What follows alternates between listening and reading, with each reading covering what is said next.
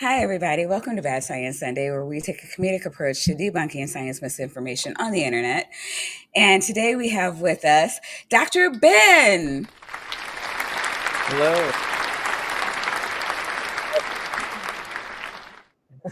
And I've been telling people about you all weekend. Everybody is super excited that you came back and you're going to spend a whole 2 hours with us, maybe three. We'll see. Yeah, it'll be fun. I'm excited to see where this It, goes. yeah. It'll be interesting to see whether or not you hate me at the end of the stream. So I did not even offer to show Dr. Ben this video. I didn't want him prepped or anything. I wanted to Yeah. just like go in raw because it's funnier to me that way. And Yeah, so Scotch, Maya's we're a good. bad friend. Yeah. yeah, I am. I really am. Yeah. But in fairness, it's funny to me. Let me Al Trucker did make a bingo. I'm gonna grab the link Oh, and put it in the chat. yeah, if you could, no. Yeah. I keep forgetting to pin No it. problem. It's my fault. So yeah, while you're doing that, we will do some cleanup items. I know I've seen Joe KTA around lately. If you guys see Joe, please make sure that you I don't know, check in with him, make sure he's doing okay. He'll probably hate it, but we take care of one another around here. He lost his mother-in-law, and the funeral was today. So Joe is a friend of the show, and a valued member of the community. We love him, and we genuinely wish good things for him and his family, especially at this time. Um, Also, I want to share my excitement for transpositions. Stephanie Holmes, Ember Belrad, Bree McCune are all friends of the show. Carly, it's Carly's last name is driving me nuts. But she is also a member of the Transpositions. They hit 500 subscribers overnight. I am so excited for them. I know that that's a milestone that they've been wanting. To hit for a while. Monetization means very good things for their for transpositions, and they're going to go up. Really excited for this lady. So, where's my?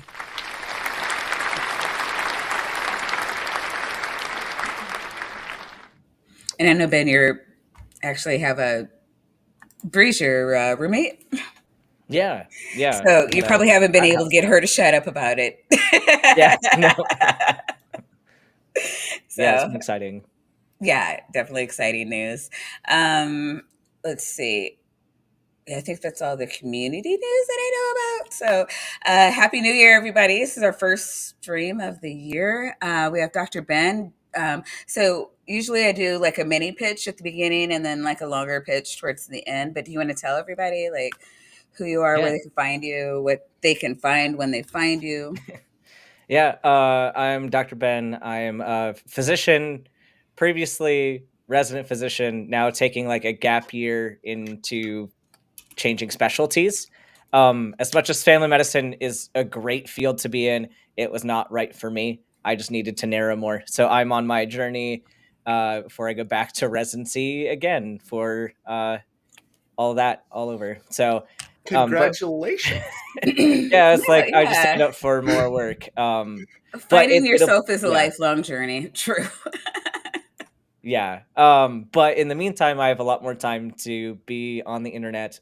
So I have my own channel. I kind of have two separate channels. One is on YouTube. It's Dr. Ben Hamilton now. And that's where you can find medical myths. You can find more sciencey, I guess, more serious content.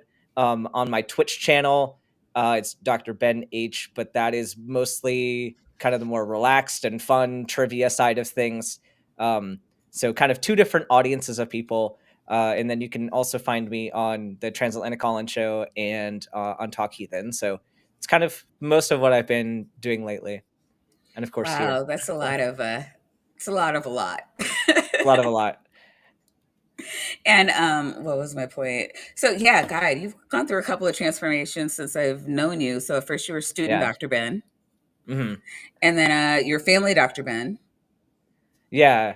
And then I And switched from family medicine, found out it was not for me. And then so and you're then just now Dr. Ben I'm now. just Dr. Ben now. Yeah, because I figure if as things change, because I'll have to go through internal medicine, and then my goal is to get to nephrology. So that would be another two specialties. And so I'm like, we're just gonna keep it generic, and then wherever I end up, it'll still be the same. So So wait, I know that you're getting credentialed now, yeah, so it's just for every hospital you go to, you have to right? get the okay to practice. Yeah, Yeah, yeah. so I I'm mean, I'm waiting for them to they have to sign check off. your background to make Yeah, sure that you that I have the am who I background say that I you, am. yeah. Yeah, and that I can do what I say I'm gonna do, and that I'm not trying Exactly. to do things I'm not supposed to. So Yeah, because we've seen horror stories in the news of people doing that. yeah, um, Not at hospitals, thank God, but grifters exist, which is yeah, why we have our shows, both of yeah, us, really. exactly. um, so, did you want to talk about your specialty now, or what you're going into, or you don't have Yeah, to? so yeah, we can talk a little bit about it. So I'm currently just with the military. Like I've been with the military because I got a scholarship for med school. Um, but I did my intern year in family medicine.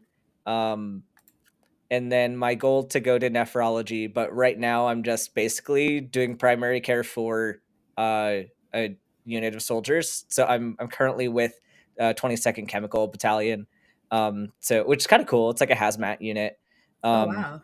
but yeah, I'm still waiting to get credentialed, so I can't actually do any patient care, but I can do admin, and I've been learning a lot about hazmat, a lot of different like state trainings and stuff that I have to do to get all like certified and hazmat things, which is actually pretty cool. So I'm not mad about that. Well, it's But definitely interesting. Yeah, that one's new to me. So, because yeah. I'm part of that like administrative uh, medical administration. Yeah, medical Mhm. administration. So I've been involved with the Oh credentialing yeah. part and all that fun stuff for actually a variety of specializations. I know that usually, I don't know. I don't think it ever took us more than 2 months. We try to get everybody in within a month, but due to time of year and all the other BS, like it can take a little bit longer sometimes. Yeah. Um, I'm and not yeah, on a peak season right now, so it's like yeah, everyone with the military moves at the same time.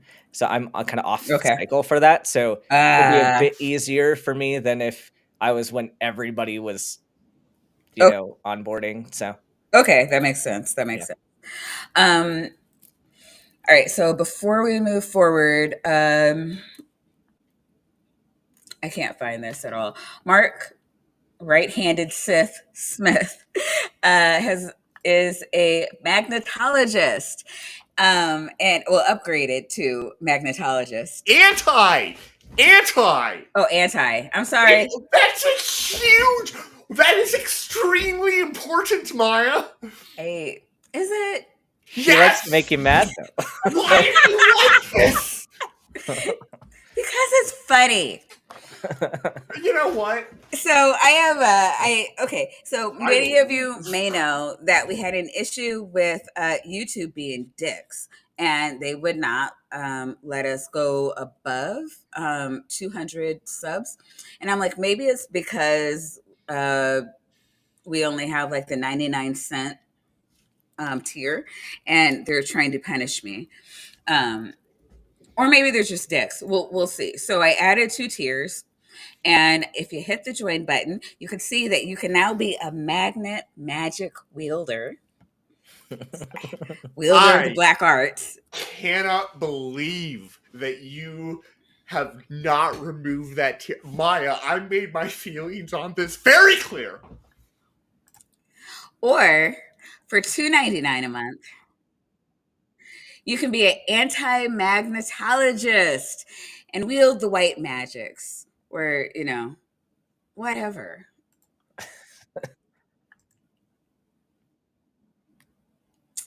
He knows not what he says. They can't hear you. Yeah, you're just derailing the stream. So, anyways, I do not. Look, chat, the weasel's just back here going crazy. Yeah, but I have to hear you. All right. Look, put, put your dick back in your. Put your dick back in your pants. It's all right. Put the pearls down. Stop clutching them. Also, I love that Reggie just upgraded their membership just to be on the right side, according to Brandy. I love that. I love that. Mostly because it's more money. But I also love the sinister porpoise because when I think of sinister porpoises, I think of the sinister porpoise. And for $5, she says, I expected someone totally different when promised someone who studied doctorology, but it seems we have another prestigious Nook School graduate. So yes, the sinister porpoise, a recent college graduate of, I believe, IT, got her internet early in the early days of internet. For her, she was speaking disparagingly of a certain petty officer's shipwreck. And I was actually kind of thinking of her when I was trying to figure out something like a title for the show. And this is I don't know. There's enough assholes to go around. Okay? Well, thank you for putting your pants back on, Doctor.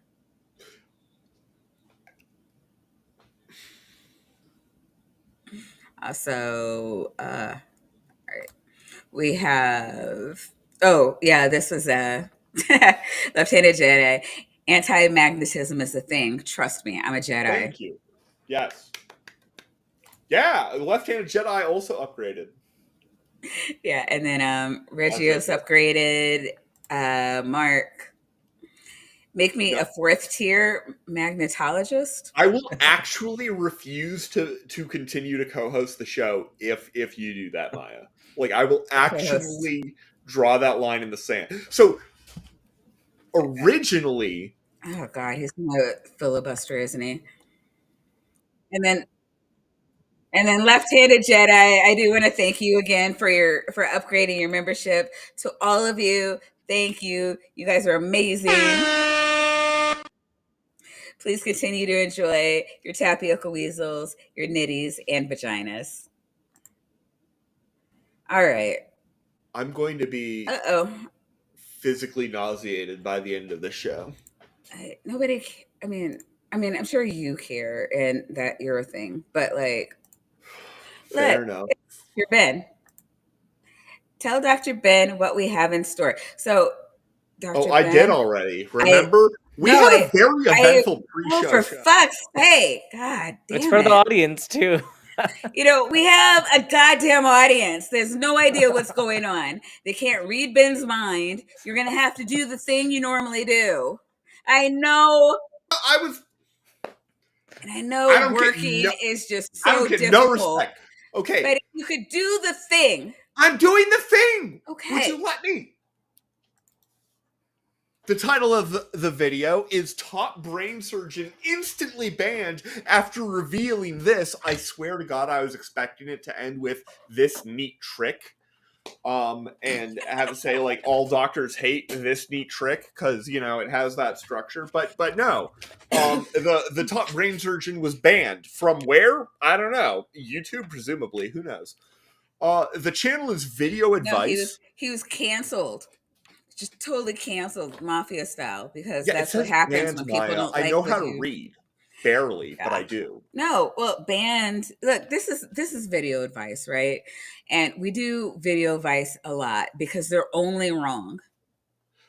But I wish insta banning was a thing. I wish you could insta ban terrible grifters, but. Unfortunately, they keep talking, and then their videos like this come out. So, well, I mean that they weren't instantly banned because their stuff is still out there. You can still listen to the message. You can. It just comes at a high cost. That Luigi guy did it recently. Anyway, so Video Advice has 3.6 million subscribers, and this video, which came out 1 month ago, has 1.2 million views. So not ideal. It's not an ideal situation.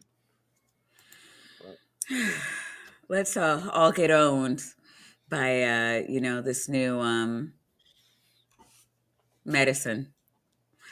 Oh, Dr. Ben, you'll be surprised to know that everything you learned in med school was wrong. Yeah. Oh yeah. Yep.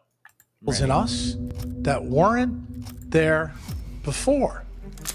Light was able to make chemicals in us that weren't there before. When I saw this, I immediately realized that everything in medicine was completely ass backwards. And nobody has told you why. I'm telling you why right now. Because you're blue light toxic. Blue light makes you fat. Oh, What the fuck? Yeah. You're wearing a blue shirt. Oh no. I don't even know where to begin with it. Like, this is where this is going. Let's start at the beginning, shall we? Right. Light can make chemicals that weren't there before. Yeah. That's okay, but like, Yeah? isn't chemistry's a thing? We know chemistry's a thing. We know that reactions happen. We know that physics exists. Go on. How is that a problem? Sometimes light is part of it. Have you ever heard of photosynthesis? Like prototypical light activated chemical reaction. Kind of important. I feel like I shouldn't say too much now because I feel like I'm just going to repeat things later. I think he's just going to say things to go into. Let's go. Yeah. What I tell you my day job was? I'm a neurosurgeon, right? The alpha wave in the human brain is 7.83 hertz. Exactly the same. Okay, let me just let's say a thing to the audience. So doctors aren't experts in everything. They aren't wizards.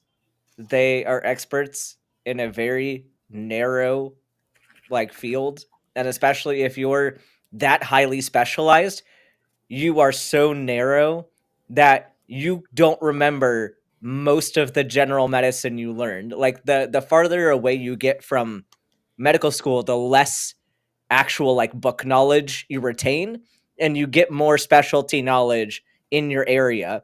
And surgeons, you have to be a top tier med student to match into neurosurgery. Like, it's highly competitive. They don't take a lot of residents.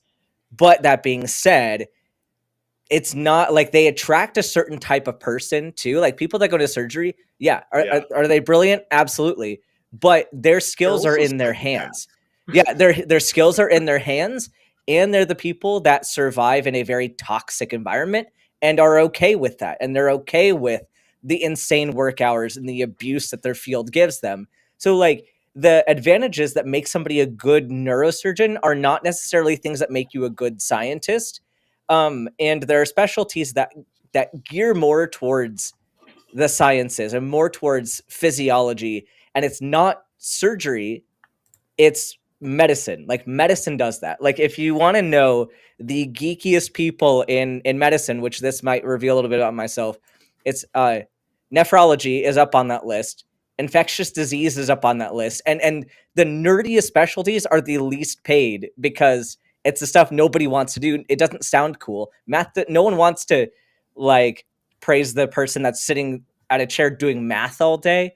Like, pathologists are incredibly brilliant, but nobody cares about them because it doesn't sound cool, and they're not they're not the biggest egos in the business.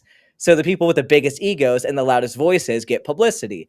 And it's okay, I'm not saying that surgeons are inherently no one's inferior. They're all just different fields, and you have to take into account that that person knows a lot about one thing, but when they start talking about other things, be skeptical, because they're stepping outside of what they should be talking about, and that's a huge red flag. It's we got so many PhDs here, and they would know, Kip Davis would know, the farther you go up in a history degree, the more specialized you get. You're not going to ask an Assyriologist about medieval history.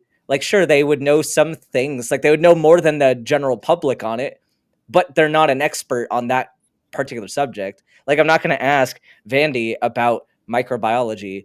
It's just, you They know your area and you stick within your area. But people like this, obvious grifter. Yeah, Obvious. absolutely. No, yeah, Dr. Kip and Dr. Josh, they'll be really quick to be like, I'm an Old Testament scholar, not a New Testament scholar.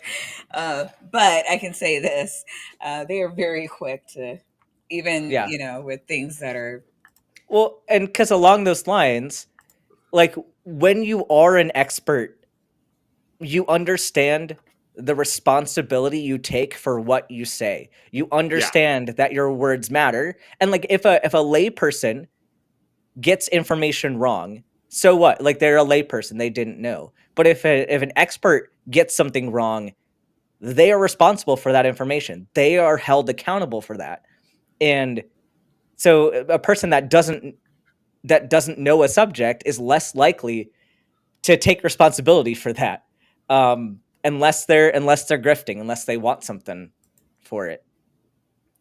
I remember noticing this when I first watched this video, and we also talked about it right before the show.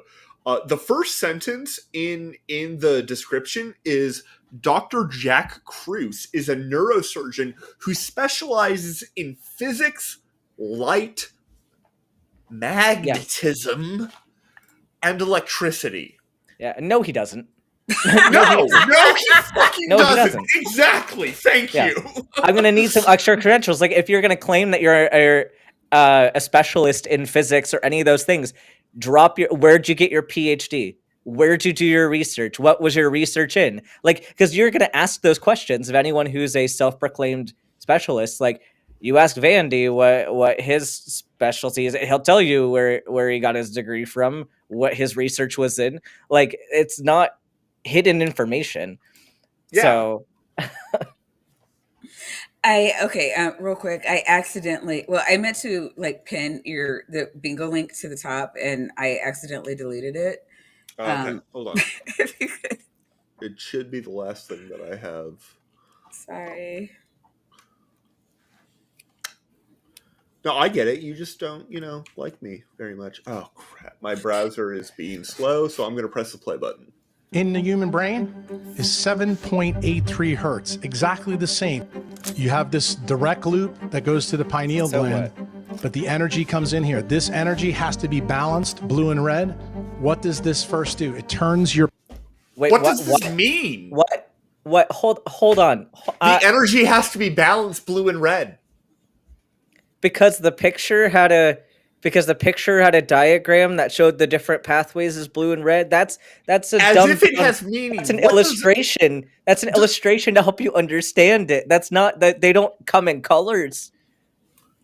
The electricity, like in your brain, isn't in certain colors. It's not on that spectrum. Like what? There is a very specific energy that comes in colors, and it's literally light. Like light comes in colors, but that's also a function of how we interpret it, and it's a function mostly of the very complex neurology of brains and whatnot. But it does map onto colors, although not all colors. Like some of the intermediate colors don't as much. Like brown doesn't really have a color. It's basically dark yellow. Anyway, it doesn't matter. Energy, there's not blue energy and red energy. That's not a thing. Yeah, and it's just weird that the way that he is describing, I'm very confused about how having a frequency that matches something that's in the circuit, I don't see how that would break. Like if you think about the nervous system as circuitry, having the same frequency and wavelength as the circuit isn't saying shit about what it's doing to the circuitry. It's not by. I'm very confused about why that's an automatic. This is the same frequency, therefore it's going to break your circuit. It doesn't. I mean, so it doesn't make sense. You can have certain circuits where if you drive them with an external power source at a certain frequency, you can build up a whole bunch of energy and fry it eventually. But you can do that with anything that has any sort of base frequency. The issue is that they're treating frequency like this magical word. This is so annoying and so common. if you're going to talk about a frequency, that means something specific in whatever you're describing. Like there's some model, like something is oscillating, or something is appearing in a periodic fashion in a certain location. Maybe it's not oscillating Real quick, Aunt Drew wanted to know, and I forgot to say Oh, this earlier. What was not right for you? I guess. So family medicine is like the Swiss Army knife of medicine, which is great for some people. Some people love to have a little bit of everything. Like their scope is very broad, but in that you have to maintain that breadth, and you lose depth. Like you have to rely on other people to kind of fill in those, like the depth in certain areas, which some people don't mind. That some people like being able to do OB and P's and adult medicine and geriatrics and mental health and like all this, like they like it. I was frustrated because I need the smaller pieces and I need the depth for things to be fun and to make sense for me. And so I kind of figured out that I need to be a subspecialist. Like I need to just be really good at one thing. And you can't do that in family medicine. Even any subspecialties off of family medicine are all still very broad. And so it's just that personality difference that just didn't click for me. But it's still a great specialty, just not for me. So Understood. Thank you. Yeah. Pituitary gland on. That's why I stopped operating at 7 a.m. they tried to silence him. You need to question everything. Did they, though? You're looking at a guy speaking to you right now. Not successful. I mean, yeah, it's like he's on the He doesn't internet. believe pretty much anything he learned in medical school can be taken with any truth. The answers are right in front of us, folks. How did he figure that Even out, though though? Like, how did you, like, what sources did you use to determine that everything you're taught is BS? Did you vet all of, like, the sources? Like, what sources did you use? I bet you're just going to say that you felt like you didn't like what was being said and you just wrote it off. yeah, but he's like a brilliant genius, like, yeah, smart person. Because smart people are good at everything and always have the right answer, even when they're not like learning about the thing, even when they have no expertise in the thing. They're just right all the time. That's because that's how smartness works. That's how smartness works. It's fundamentally a form of wizardry. Yeah, what people don't understand. Yeah, the answers are right in front of us. If your dopamine level is low, you will not perceive the truth right in front of your face. Energy and mass are exactly I'm the confused same thing already. The only thing that's different. Not even getting into the physics stuff, but he was talking about he gets into like gloss over that.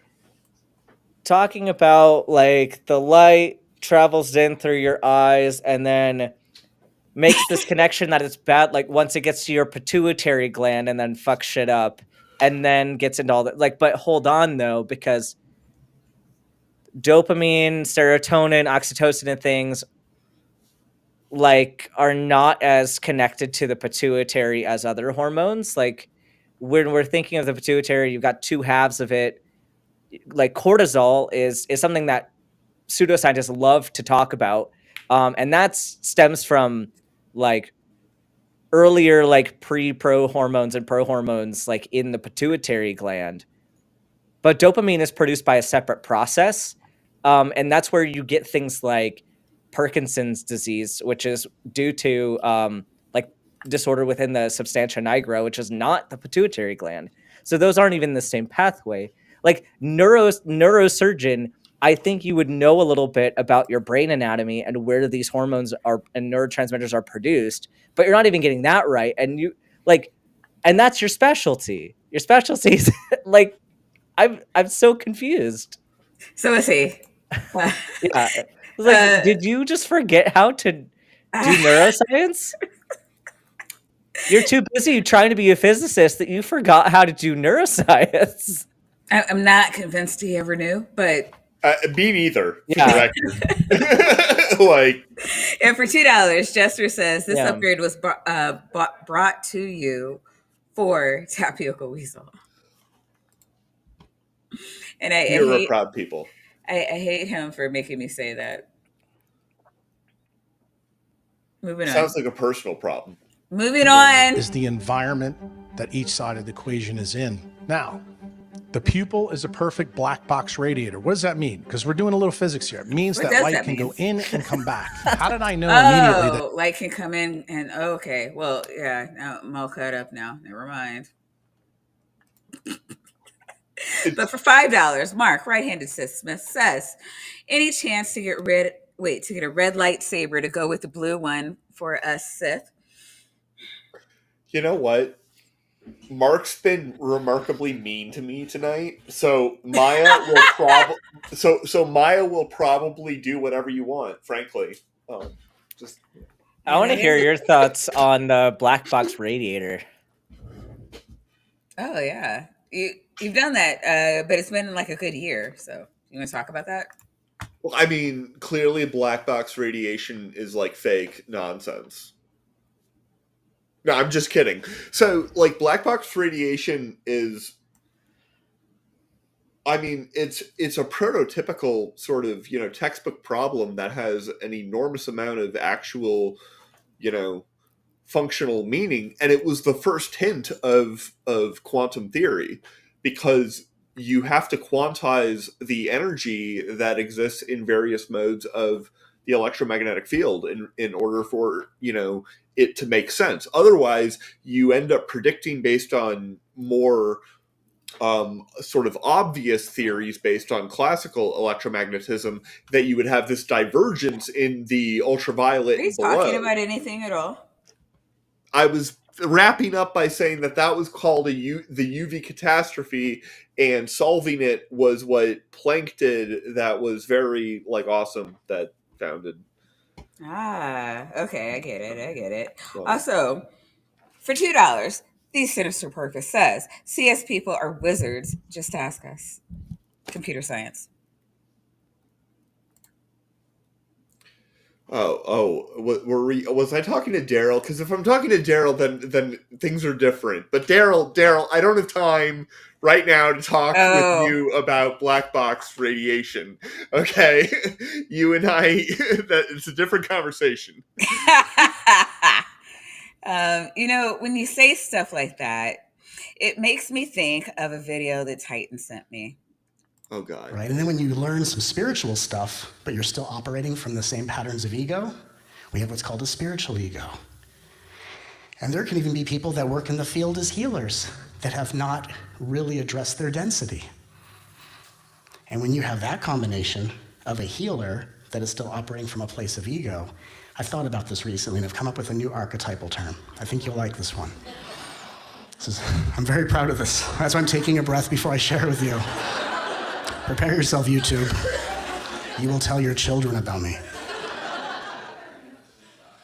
To me, the archetype of when there's a healer who hasn't really addressed their density, they become what I call the gaslight worker.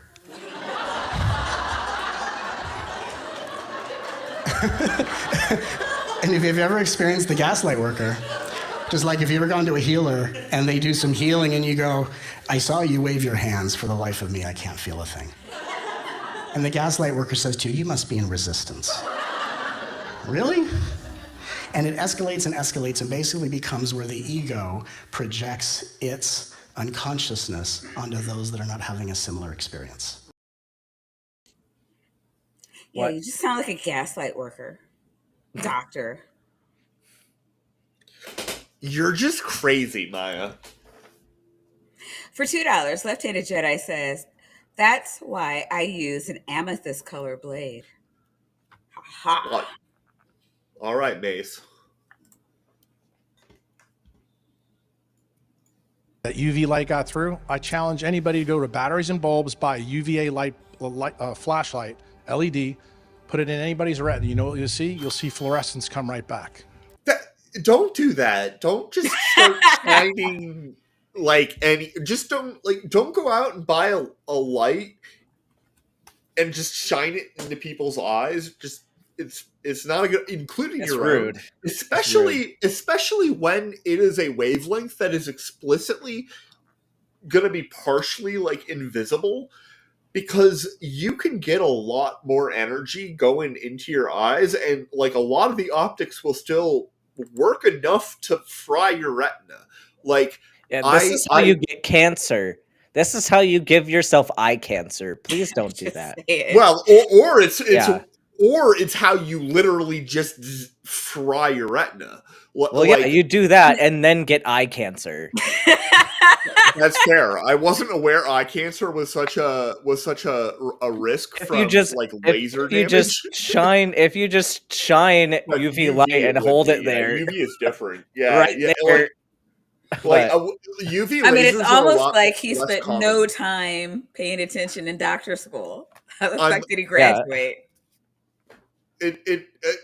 Probably he didn't. And would yeah, be like my there are guess. parts of your eyes that reflect.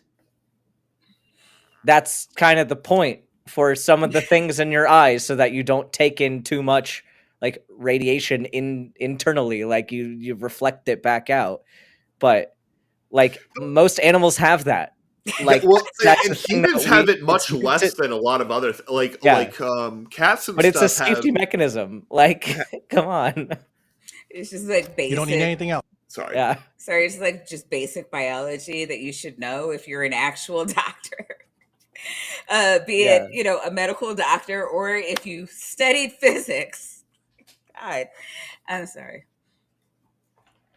Yeah, but physics is fake, Maya. Yeah, no, yeah, we get told that often. Else. So every time the ophthalmologist, like when I gave this talk 3 months ago and I proved to them, they were full of That's how I did it. I brought a UVA flashlight and You shined proved in to all their eyes. So ophthalmology what'd you that they're see? full of shit. I don't think you proved that to them. Well, I don't think I you mean, successfully proved that to them. I'm the ophthalmologist, like when I gave this talk 3 months ago and I proved to them, they were full of That's how I did it. I brought a UVA flashlight and shined in all their eyes. I said, what'd you see? I doubt that you were in a room of ophthalmologists and they let you do that. right? Like Really the doubt odds they of would let this you do happening that. are Yeah, I very mean- Fake story. You're right. I'm calling this fake. Yeah. Bullshit. This happened. Yeah. Bullshit. And the Yikes. reason I'm laughing so hard is just like, yeah, like that. It just wouldn't happen. It's No. like a comedy skit. Yeah. Explain, based on what we learned in medical school. That shut them up pretty quick. I mean, I No. did it though. I mean, is it because Okay, they 'cause were you don't all like, need what a the lot. fucking, and running out of the room for the maniac trying to shine light in their eyes? You can Oh my use God. UV light for diagnostic purposes, like they're doing here. Like they're showing like a fluorescein test. Like you do that for certain conditions to find out if there's corneal involvement. But that's like such a brief period of time, and it's worth finding out if you have like herpes in your eye.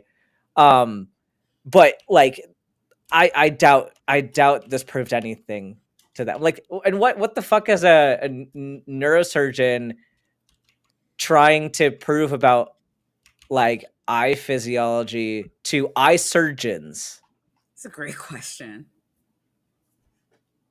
Fair. Yeah. That shut them up pretty quick. Yeah, okay? because they thought you were don't need dumb. a lot of photons to see the effect. This is something that everybody in this room can do, reproducible. So when you go to the ophthalmologist, you can say, I don't believe what you're telling. But Oh, here's the God. key. Don't do that. You don't have to go to the ophthalmologist. You can leave. You can, right, that's fine. Do what you want. No one's gonna make you. You guys have heard from all your food gurus that you've heard previously talk at all these other Fluorescein. years That's a about tryptophan. fluorescein test right there. That's a fluorescein You guys test. have heard from all Yeah. So like that, if you got an infection in your eye, they'll use the dye to illuminate that, and you say, okay, yeah, there's something in your eye. We got to treat it. This isn't magic at all. Like this isn't magical at all. And you need the UV light to be able to see the fluorescein. Well, yeah, but But- after they say you have to treat it, that's when they get out like the ritual, like druidic circle, right? Yeah. Exactly. No, usually it's antibiotics. But I bet he's anti. Which, if this guy is anti-antibiotics, that would be. I wouldn't be surprised, but also like that's really dangerous if you're doing surgery and don't believe in antibiotics. So It's one of the things that we like very rarely cover, and this might be the only time that we've actually like kind of covered it because you're qualified. We don't get into like a lot of the anti like bad medicine or anti-vax stuff because like we're not qualified and the consequences are way higher than most of the other shit. yeah, it's things we don't want to get wrong for sure. Yeah, maybe not most, but in sort of a more direct way at least. Yeah, I prescribe All your everybody food- to hit the like button right now. Yeah, and you my got to orders. believe him. He's Yeah. a medical doctor. Yeah, gurus that you've and I heard specialize in magnets.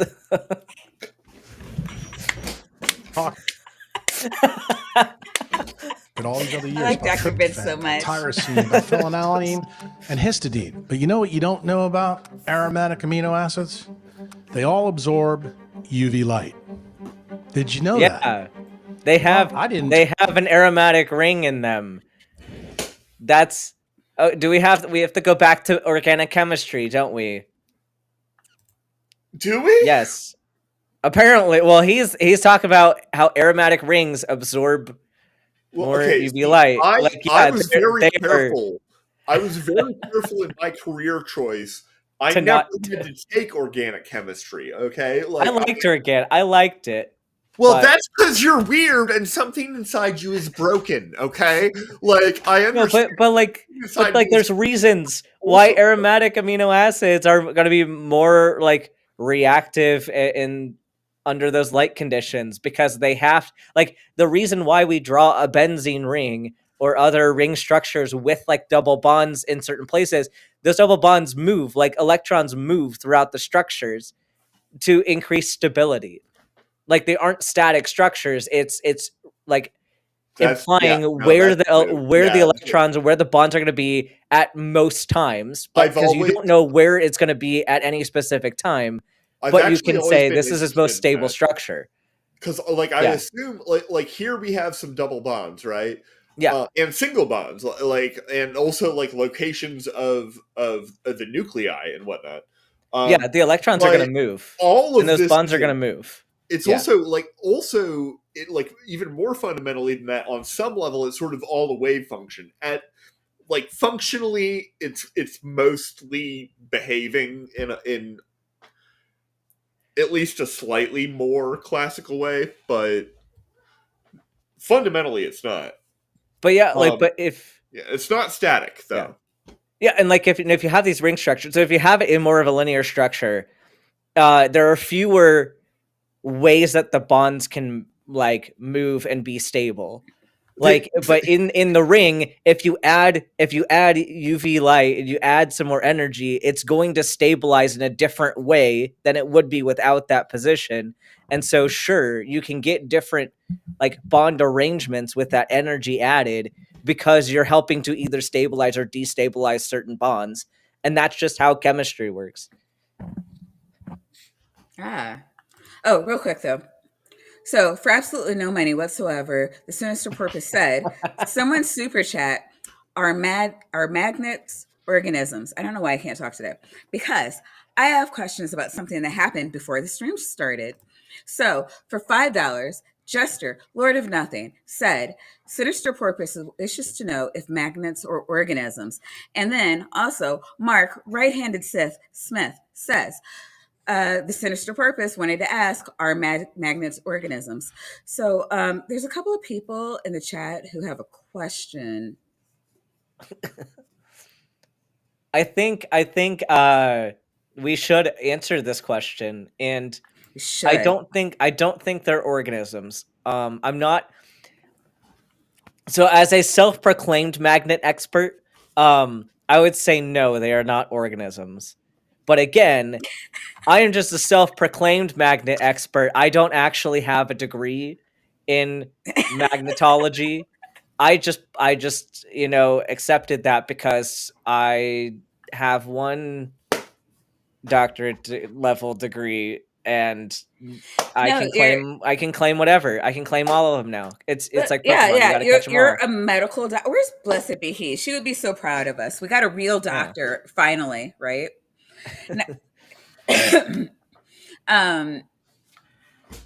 But no, being that you're a real doctor, that means that you are an expert in everything for all time. Everything forever, including magnets. Yeah. Oh, hey, weaselologist, Dr. Weaselologist, are magnets organisms? I think the chat would like to hear from you. I'm sorry, I'm in the other room. Oh, well, in that case, can you hit the goddamn play button?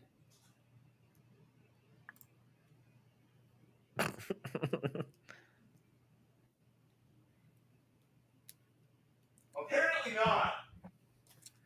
The play button. The play button. The goddamn play button. You have one job, and that's to hit a button. You do absolutely And nothing all histidine. week. But you know what you don't know about Thank aromatic you. amino acids? They all absorb UV light.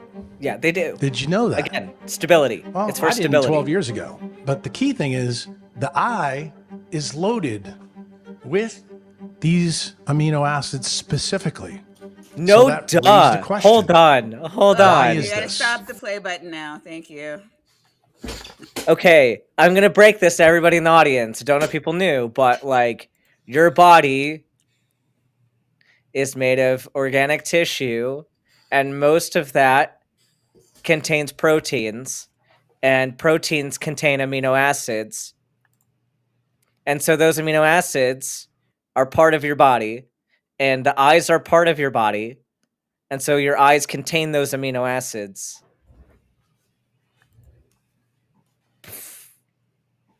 Wild. Whoa. And then Mind you got equals canceled over this. blown. You're not saying anything controversial by that. It's that you related this to your other quack shit. And that's what made you canceled. Because you're so fucking stupid. Yeah. So I mean, yeah, the science community will do that. They will excommunicate you for being this goddamn dumb. Yeah. Yeah. I support that, by the way. Why? Come on. For $5, Left-Handed Jedi says, yes, magnets are alive. See the 1953 movie, The Magnetic Monster. I've never even heard of that movie until now, but Me We should- neither. we And should you know make- what? Life was happy. I was happy that way. Actually, it sounds like a cool movie. We should It's make watch that Dr. kind of- Not a Magnetologist watch that movie. I don't like you, Chad. And we'll change his title for that stream to be Magnetologist. I As I'm just taking over the rules for for your this show. type of behavior. Hey, I'm only saying it because I know Maya would Well, approve. I so. found out from physics that a benzene ring, which is in every single aromatic amino acid, See, is we a just talked photon about this. trap. We just and talked they about absorb this. Yeah. This isn't new. It's a photon trap of This is undergraduate level chemistry. God. So what frequencies is it not a trap for though? Right. I don't know. I mean, like ultra gamma rays are probably just going to blast through this thing, right? So I'm just saying, if you dial it up to 11, all There you go. frequencies of UV light. So guess what that means? That 250 to 380 is absorbed by this. That's the reason why we don't see Yeah. it, because it's So? designed to do something different. what's your point? So there's something that started. Pollock's book came out in 2014. There's two researchers named Gelduce and Perparta. In 2000, they found that the EZ forms something called the coherent domain. 13% of the exclusion zone in water, when sunlight hits water, makes something called the coherent domain, which makes 1 million What? electrons. You're saying that it does this thing that's called this. That doesn't have any content to it without you telling us the content to it. Like, the name is not impressive. And also, if we're getting into a million, close to a million almost free electron, which I want to know what an almost free electron is. Is it just like less stabilized in a particular structure? If so, like that's so many things could be qualified as that because you have so much For sure. ionization happening at any point. Like there's so many molecules that do not retain their electrons very well. But that's something we know. But yeah, should we? Is there an amount of concern with free radicals? Sure, but if you're thinking in the context of your whole body and even in your whole eye, 1,000,000 electrons or something that small, like that's not that many. Yeah, so I don't Not that know many what electrons. I don't know what the rest of the this like paragraph is, but if you look at the above line, they're saying that we're talking about an excitation to an energy level that's at 12.06 electron volts, just below the first ionization potential, presumably. Which is and therefore you've got a lot of that. So they're probably like electrons that are in a state where they're loosely bound, but they're still bound. Which isn't as much of a concern because you're gonna have them moving. Also, like they're not just free floating. Yeah, exactly. And it's like so I'm less concerned.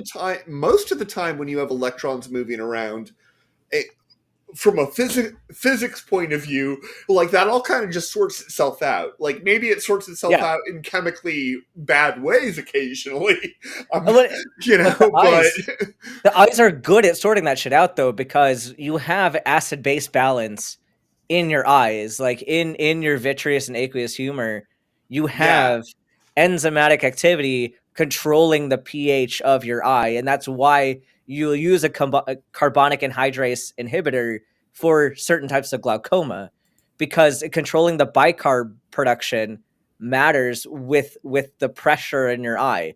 So you have these interactions happening, but that's the plan. They're supposed to do that. You have a buffer system.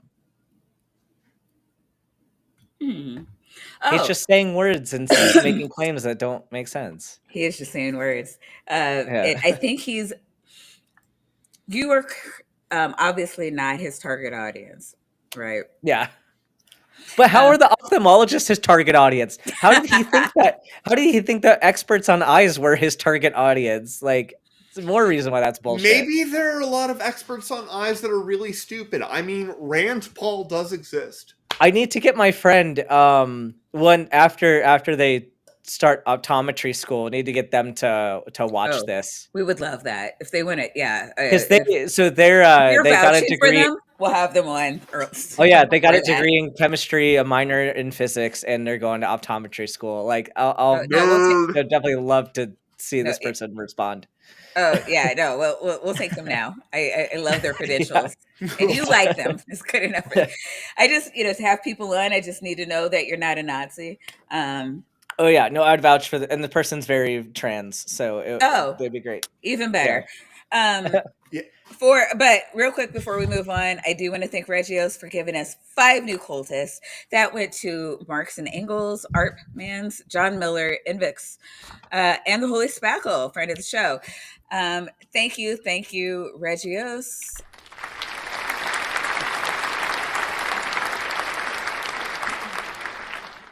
And to you 5 people, most of whom I've never heard of, please enjoy your tapioca weasels, your nitties and vaginas.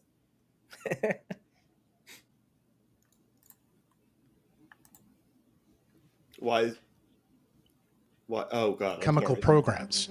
Electrons, free electrons, delocalized to run all the biochemical programs. Does anybody know how many biochemical programs run per second in a cell? It's 100,000. Guess. Is this a term that you're familiar with?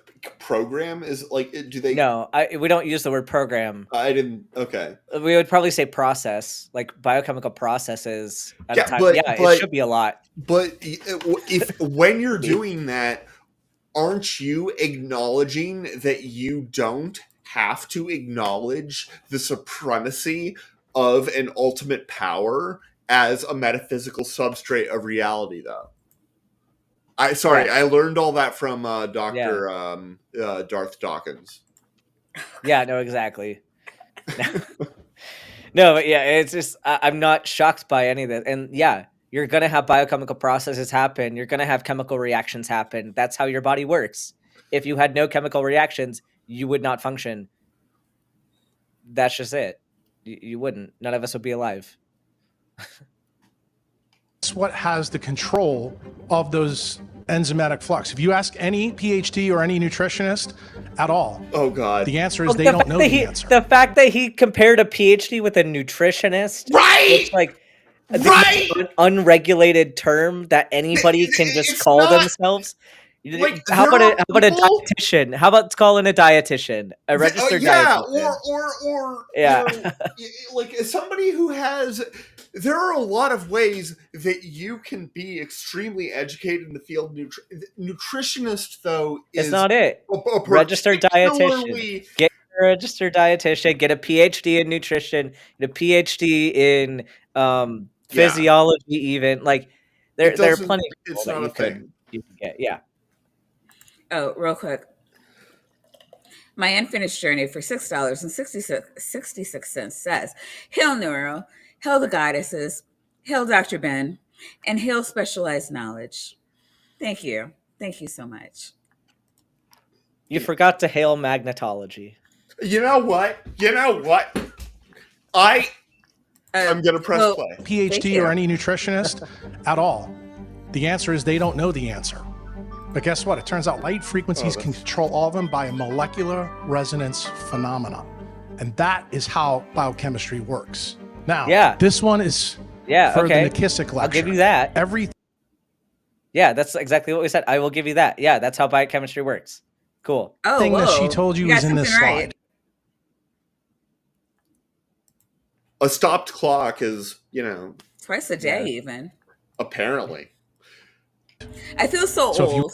I was watching something, looking through videos, and there was this girl. I think she said she was 23 or 24.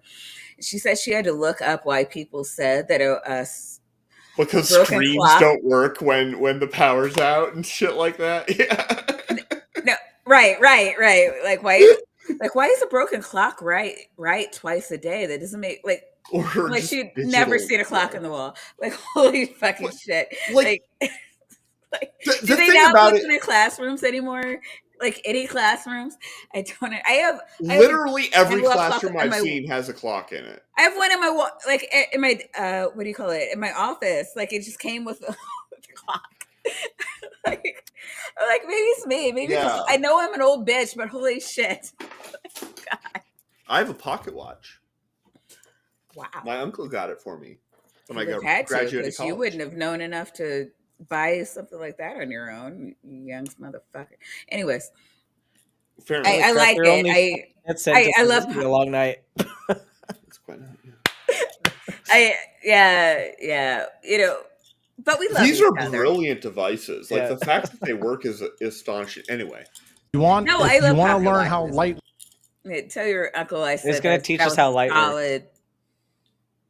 Yeah, that was a solid gift. Tell your uncle Maya said so, and now he can feel justified.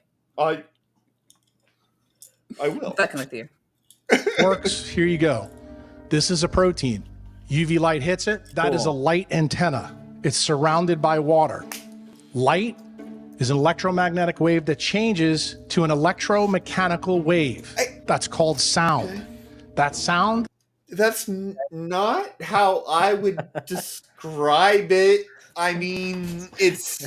Like, I haven't been in school in a while, but it was explained differently to me. Yeah, no, it's just a density wave.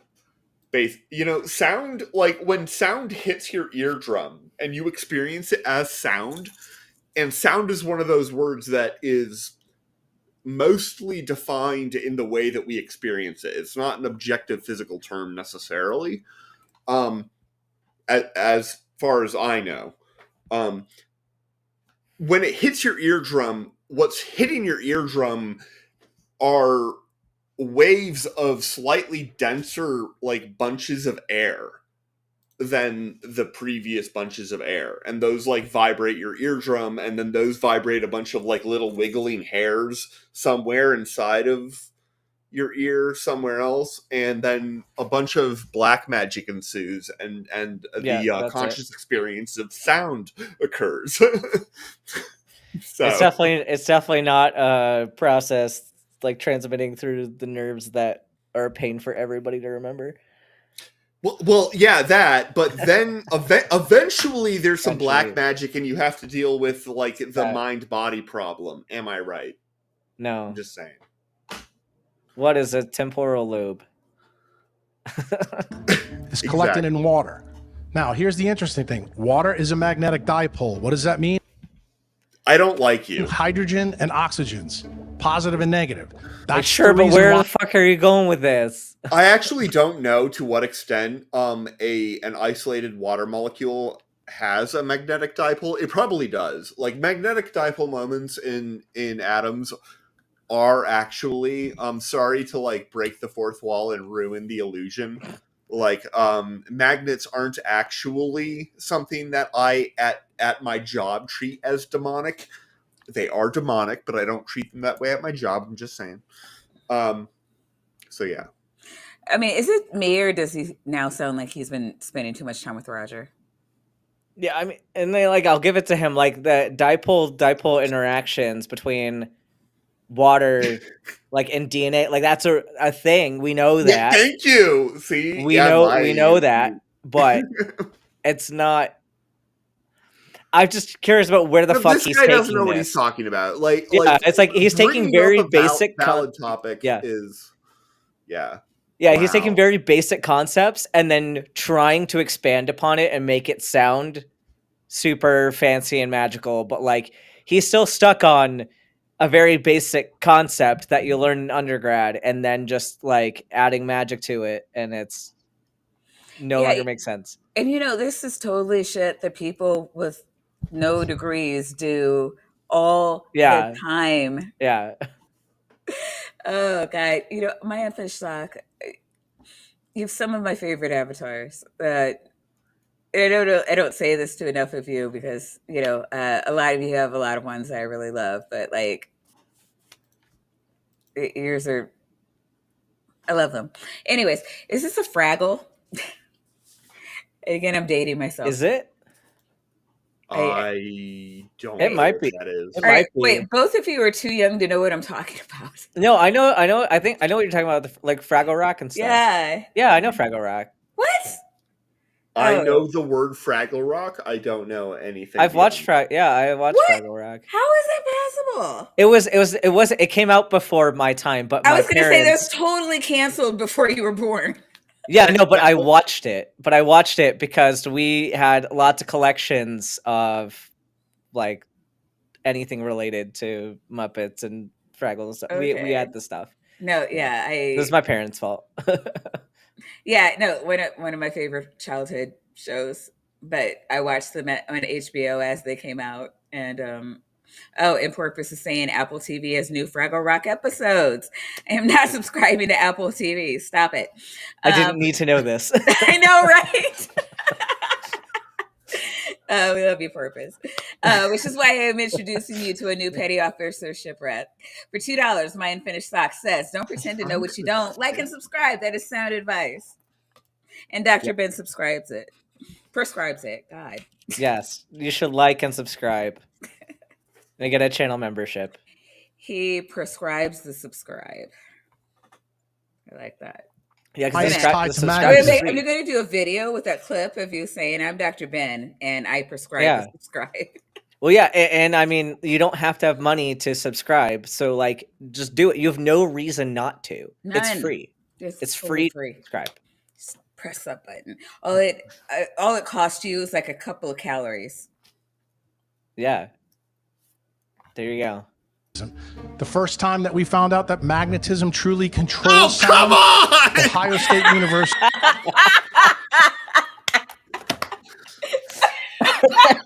This is where we get you to weigh in. This is where we're just gonna shut up and let you take it away with the magnetism piece.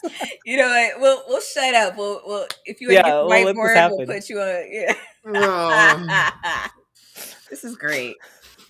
Oh God damn it! Why? Okay, hold on. Let me just Is that partially why this was chosen, because it would bug both of us? No, I forgot No. about this part. No. Is that something I would do? Yes, you're a bad person, Maya. Why do you have to be so right about that? Because I don't have a good answer for that. I'm so sorry, everybody. I don't know if I can make it. Oh, wait, where is this? Why did it go backwards? Oh yeah, it did. I'm just gonna let this sweep over us again. Positive and negative. That's the reason why it's tied to magnetism.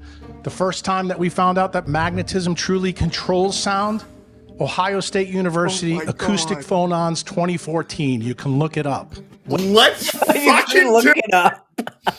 Hey, let's go. Do you have a Let's whiteboard? do it, that you- chat. I'm Are gonna we finish go this. I'm gonna finish this scotch, and then I'm gonna get another drink because I need another one to get through this. Okay, what is Yeah. Ohio State University Acoustic. Bree, thank you for properly prepping the good doctor. What am I being prepped with? Dr. Ben is a doctor. Oh, I'm just getting another drink. I'm excited to see you rant about this. okay. What was the title of the thing? Phonons 2014. Controls sound. Ohio State University Acoustic Phonons 2014. You Acoustic phonons, right? Not photons. Yeah, phonons.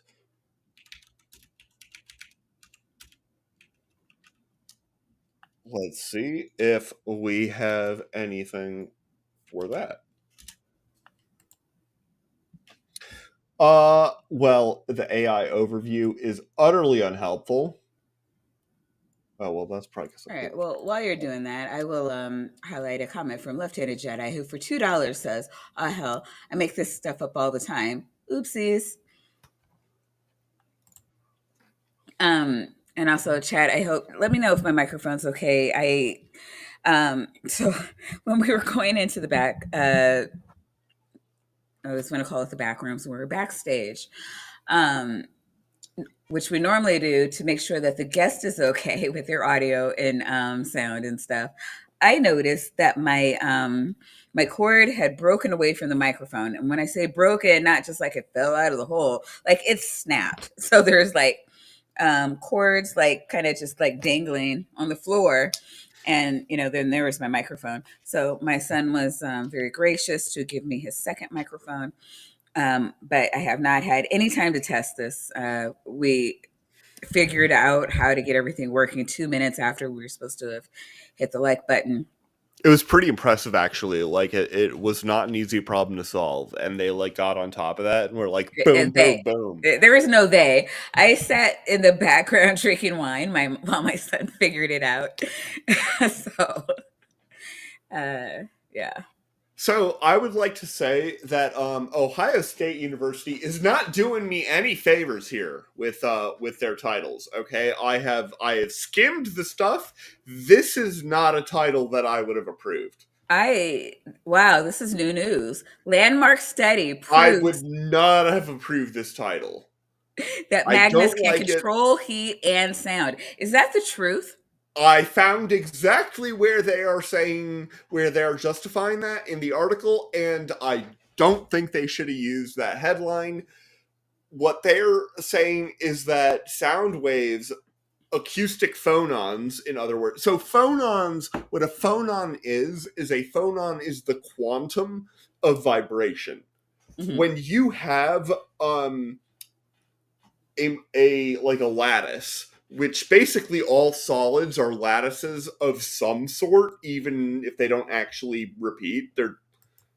They still have well-defined vibrational modes where you have the various particles, the atoms, vibrating. That's what sound is particles vibrating, right?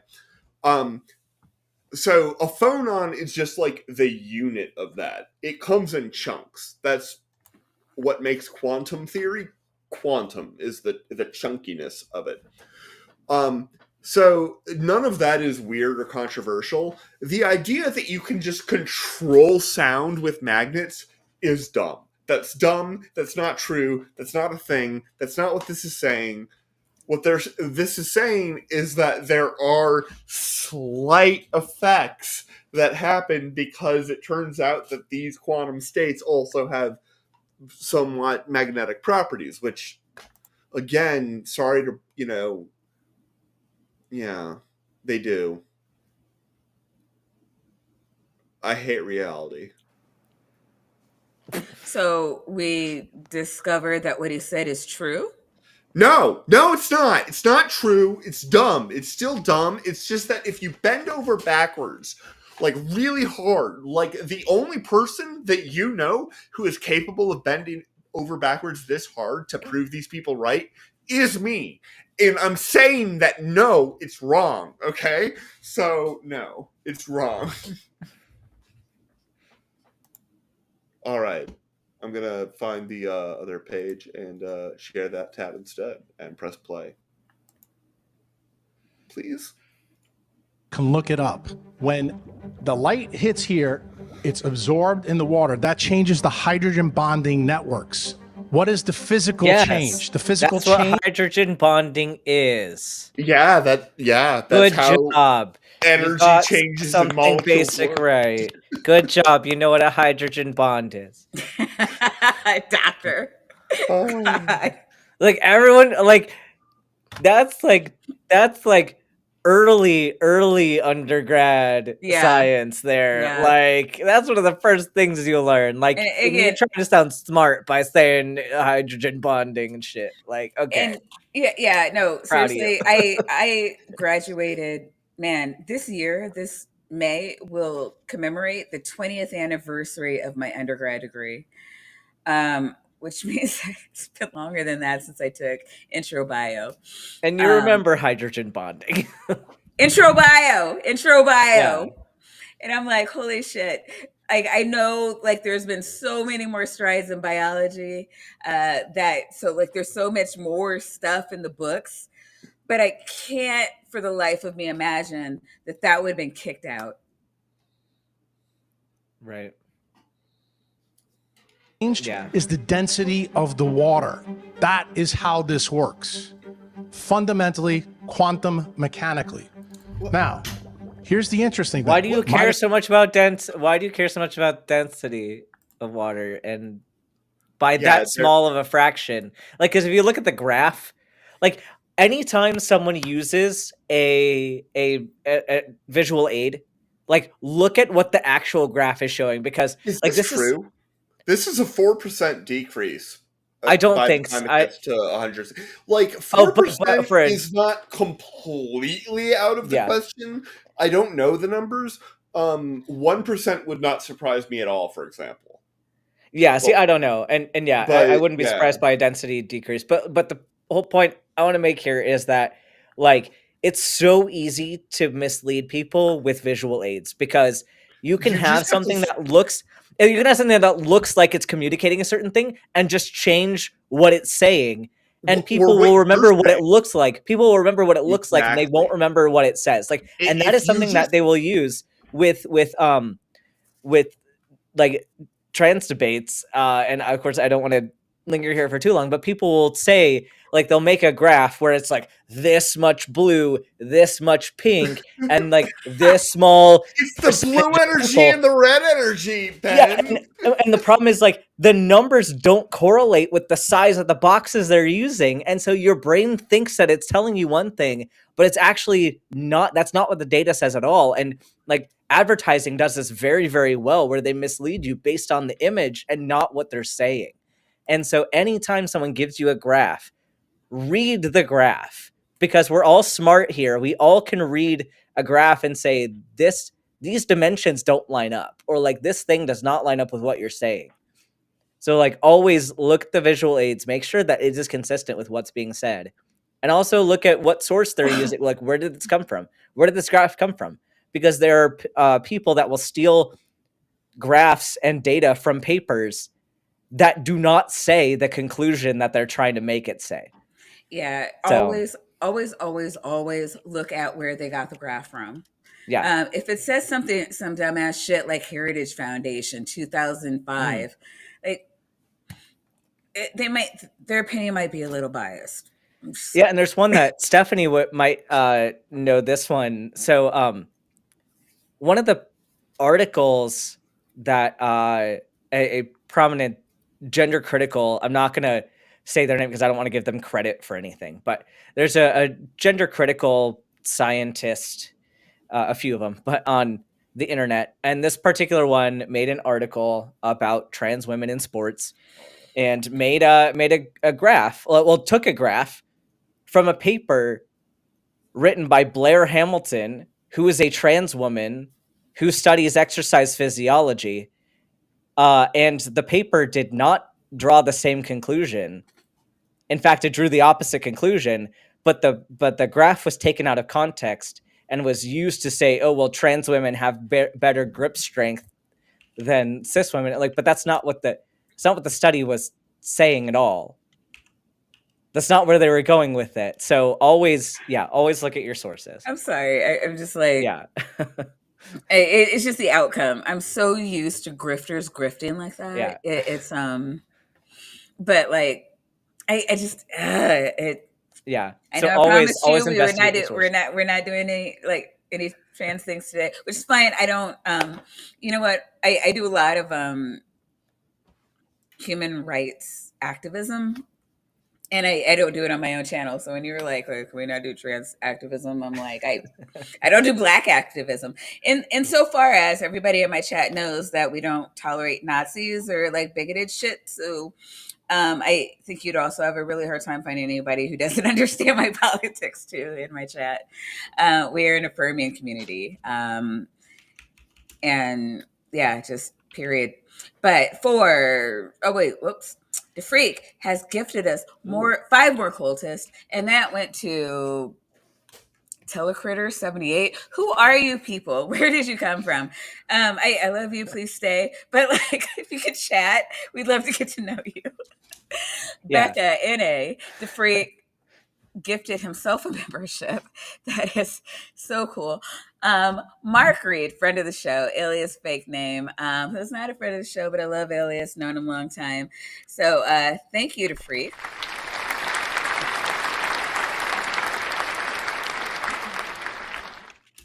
Usually I'm telling the Freak to calm down so that Titan doesn't tallywhack his ass, but I'm happy that you're here and that I get to be happy with you. And for the other 5 of you, or other 4 of you, I guess, I love that it lets you do this. You don't do this on Twitch. Like, if you're a Twitch, you gift, like, it never goes to yourself. So I think this is super cool. Please enjoy your tapioca weasels, your nitties, and vaginas. Moving on.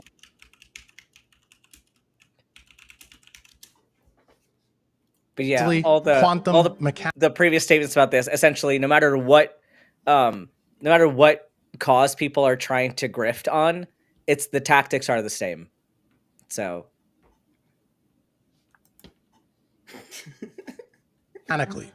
now, here's the interesting thing. Mitochondria makes the cytosolic water that surrounds all the things in the cytosol, including the nucleus and the mitochondria.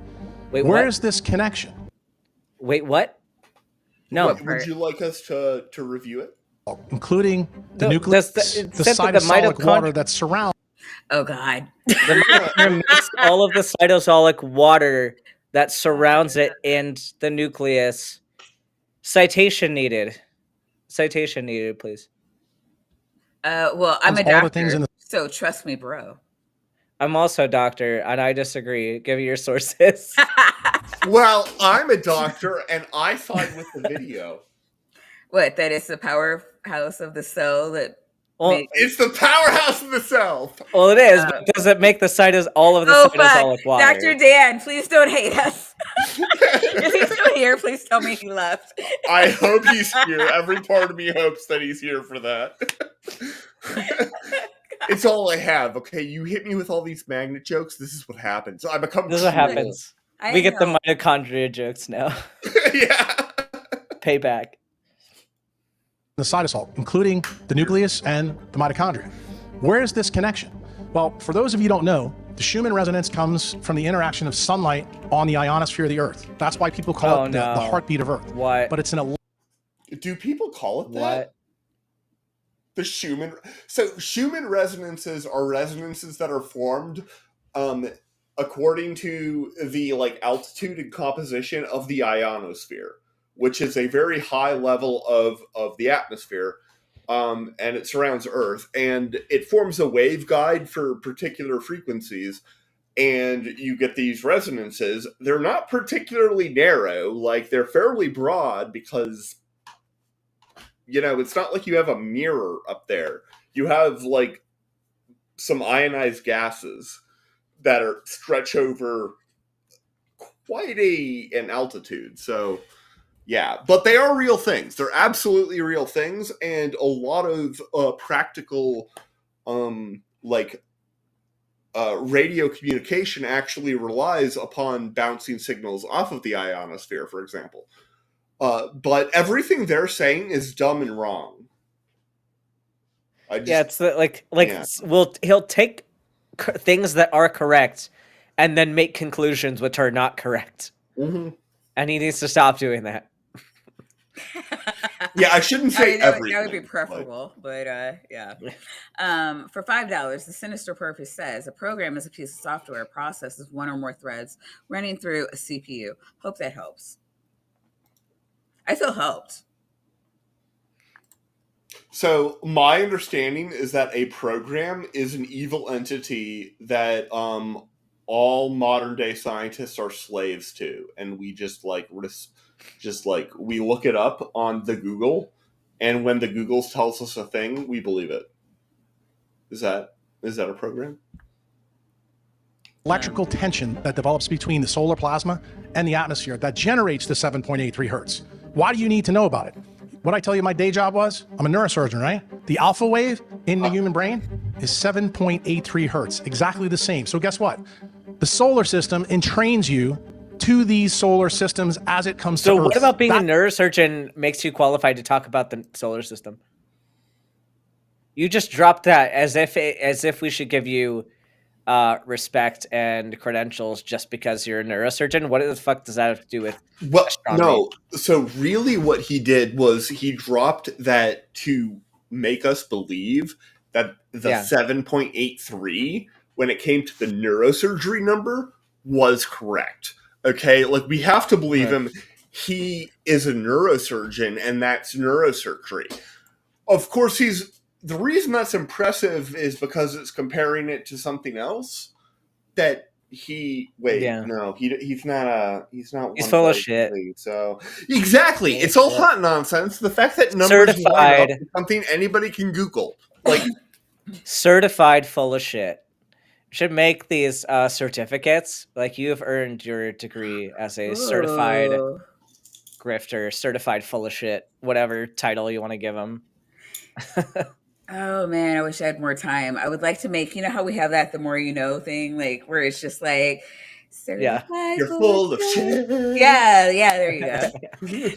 With certified. Just flying through the air. For $5, Left-Handed Jedi says they will never know the joy of waiting for a modem to connect or talking on an analog phone. So this is about 20 minutes ago when we were talking about analog shit, but oh. Yeah, but and you youngins. Oh my God. When you people were being born, I was listening to their before my internet would connect, and then waiting. No, that's exactly what it sounded like. And I'm a decade younger than you.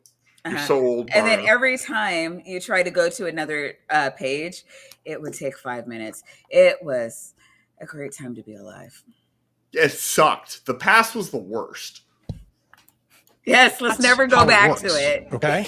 Why is it important? It generates the alpha wave. So when you live in an environment today, you don't have as many alpha waves. Why? Because non-native EMF, what's the number one effect, which you'll learn about later? What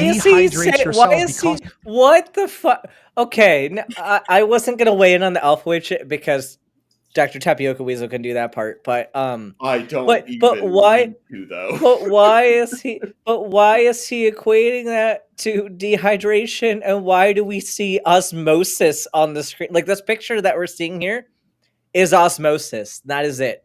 It is, you put a cell in a fluid and the cells will either shrink because the water is lost to a like hyperosmotic like fluid, Hydrophilic something that's or really you're in a situation where there's less sodium in the surrounding fluid, and then you get like puffed up like because edemic you're the cells. hydrophilic side of it. Yeah, and like this is where nephrology has some fun here. Hypernatremia, hyponatremia. This is my bread and butter right here. This is nothing to do with alpha waves. This is osmosis. This is simple has diffusion. nothing. Exactly. This is is all basic. chemistry. Yeah.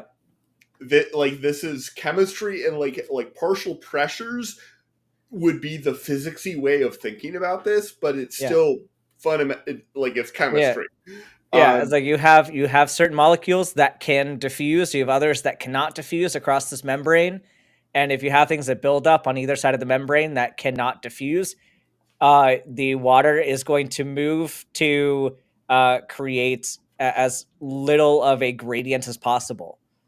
And that's it. Don't make me, Maya, please. Jester is a friend of the show. I had to read it at some point. They're not a friend of mine, apparently. And for $2, Jester says, "I love magnets at work." Bandy 2025. I don't love them. I tolerate them. I don't have to do it here. Man. It lowers your redox potential in your mitochondria. Other words? No, it does not lower. No. But your redox it does not lower your redox potential. Oh my god! But stop using redox is stop a word using that requires at least two different words to describe. Probably reduction and oxidation. Yeah, like, I know that redox is people's infamous like reaction from orgo. Like, people don't like redox. Like, people don't like to study it. They don't like to take tests on it. Sure, whatever. But it's nothing new. Like, it sounds fancy. It's nothing new. You have something that's accepting electrons. You have something that's losing electrons. Like a lot of things in physiology, most of it comes down to redox. That's nothing new. I love the magnetism in the side chat. You know what? Water from your own mitochondria. That's where the dehydration comes in. For the ladies in the room, or the... You know what? I only realized this like 2 weeks ago. Magnetism is my pelagic tunicate. Mm-hmm, mm-hmm. And that broke me because I know how this goes. And confused. It's mostly probably Jillian's fault. The guys in the room who are not big science people. So, Dr. Kemp has a very good question. I have to answer the Scotch question. And then I want to get into the hydration thing again. So the Scotch I had, so now I have bourbon, but I had a Scotch. And so I love me some Macallan. It's expensive, especially if you're looking at an 18-year Macallan. So the guy at Total Wine, Macallan what? You have Macallan what? Well, it's not technically, it's not branded as Macallan 18, but the guy at Total Wine was like, tell me. So there's certain like blended Scotch, so they're lower quality, but from the same distillery. So I have a Scotch that's from the same distillery, an 18-year Scotch from the Macallan distillery, but it's listed as a generic blended because it's cheaper. But it's a Macallan 18. But it's equivalent. Like it tastes the same as Macallan 18. Nice. But it's not officially branded as Macallan 18. Because I don't got that kind of Macallan 18 money. It's better. No, I mean, less expensive tastes better. Just like and then I also have Angel's Envy that I swapped over to because I also like bourbon. Oh, so you're doing Angel's Envy? Yeah, it's a decent bourbon. I've never had it, but But I'll believe you. oh, and I want Simple to talk biohacking. about hydration. Where is I going with the whole hydration thing? He said something that like, Oh, can you go back a little bit? yeah, go back a little bit to the hydration. Oh yeah. Okay, no, I get it. 'Cause Original the slide. picture You got me. can't make as much water So his whole from thing your was own that mitochondria.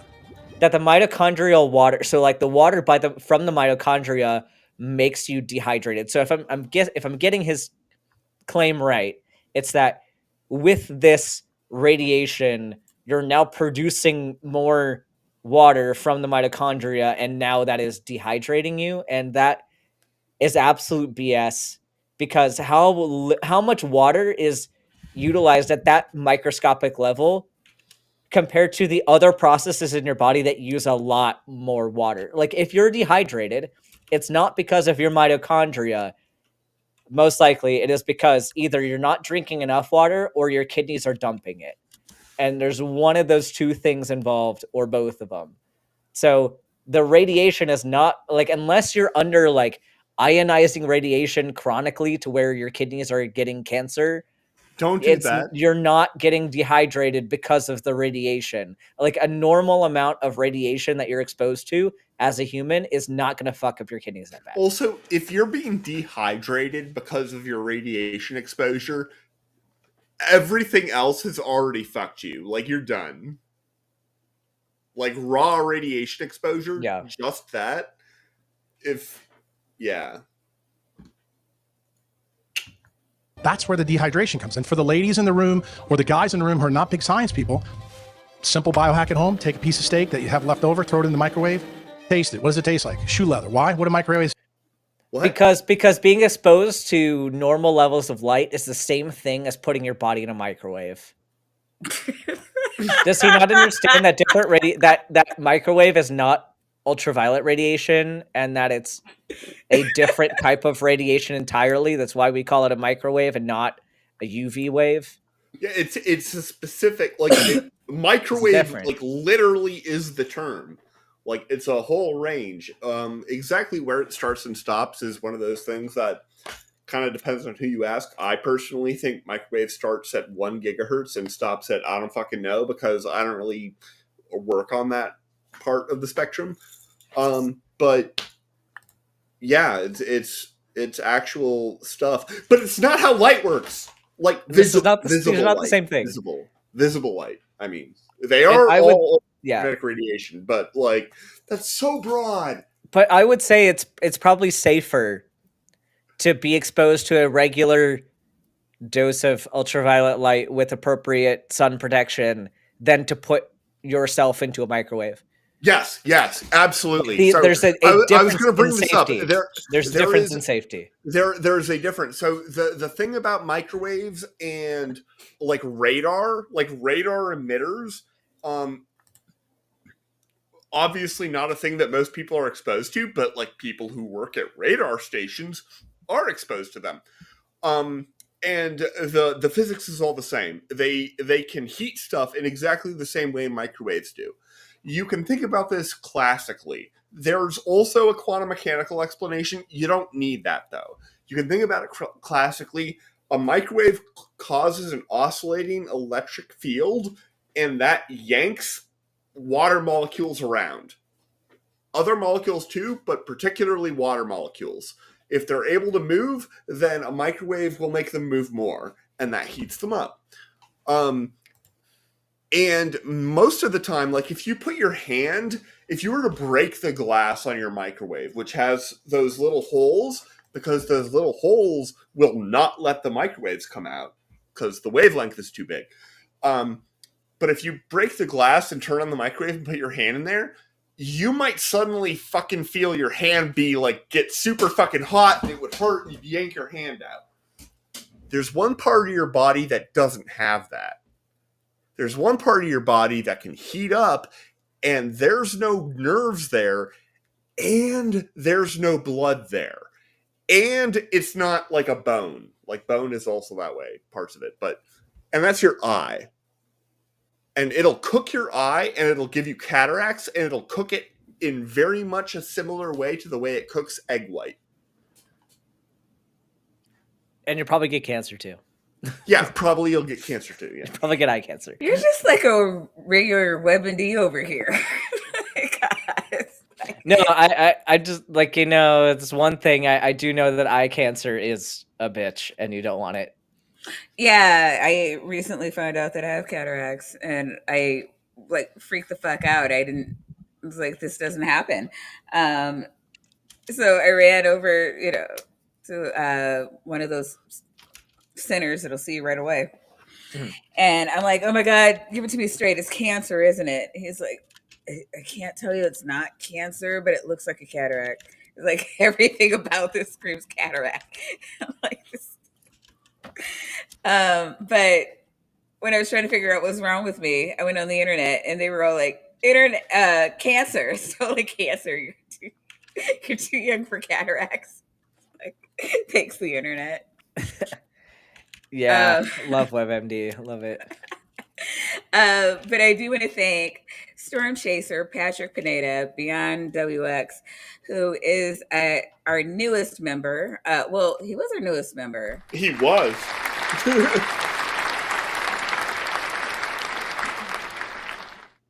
But please do enjoy your tapioca weasels, nitties, and vaginas. I forgot that I have like magic powers now where I can give people memberships. So for this stream, I gave it to 5 people. Those went to Prixie Purple, Antarctic Fox, James Nordoff, Ember, friend of the show, and Apostate Sisters. Yeah. And all of you, please enjoy and continue to enjoy your tapioca weasels, your nitties and vaginas. And Tap, I did see your thing there where you asked, did I set it to only be able to regift at the highest setting, or was that a thing that YouTube did? Have you fucking met YouTube? Maya, that was like Forever ago, yeah. But you were talking, Yeah. and then when you it was stopped like talking, multiple hours ago. yeah, well, I didn't see it until like you were talking about something, and that was like an hour ago. It was probably about 1 hour ago.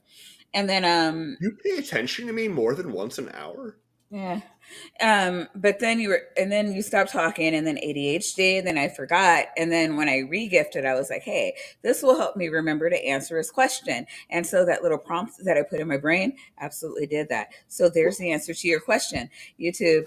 I've forgotten the question.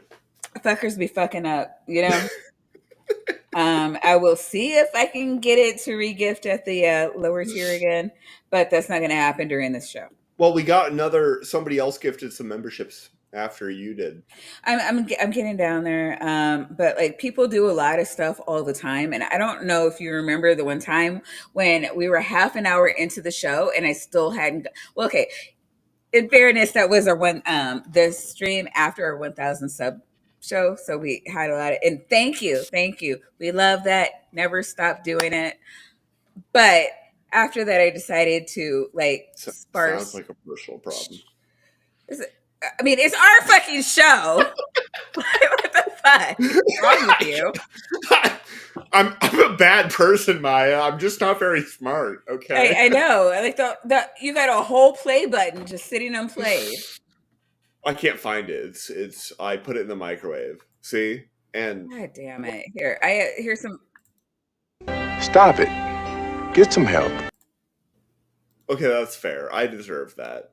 Fast. He tasted. What does it taste like? Shoe leather. Why? Okay, what but do like microwaves if we do? go back, like They did they even proofread? Why did it say what a microwaves do? Well, hold Or on. throw it in the microwave.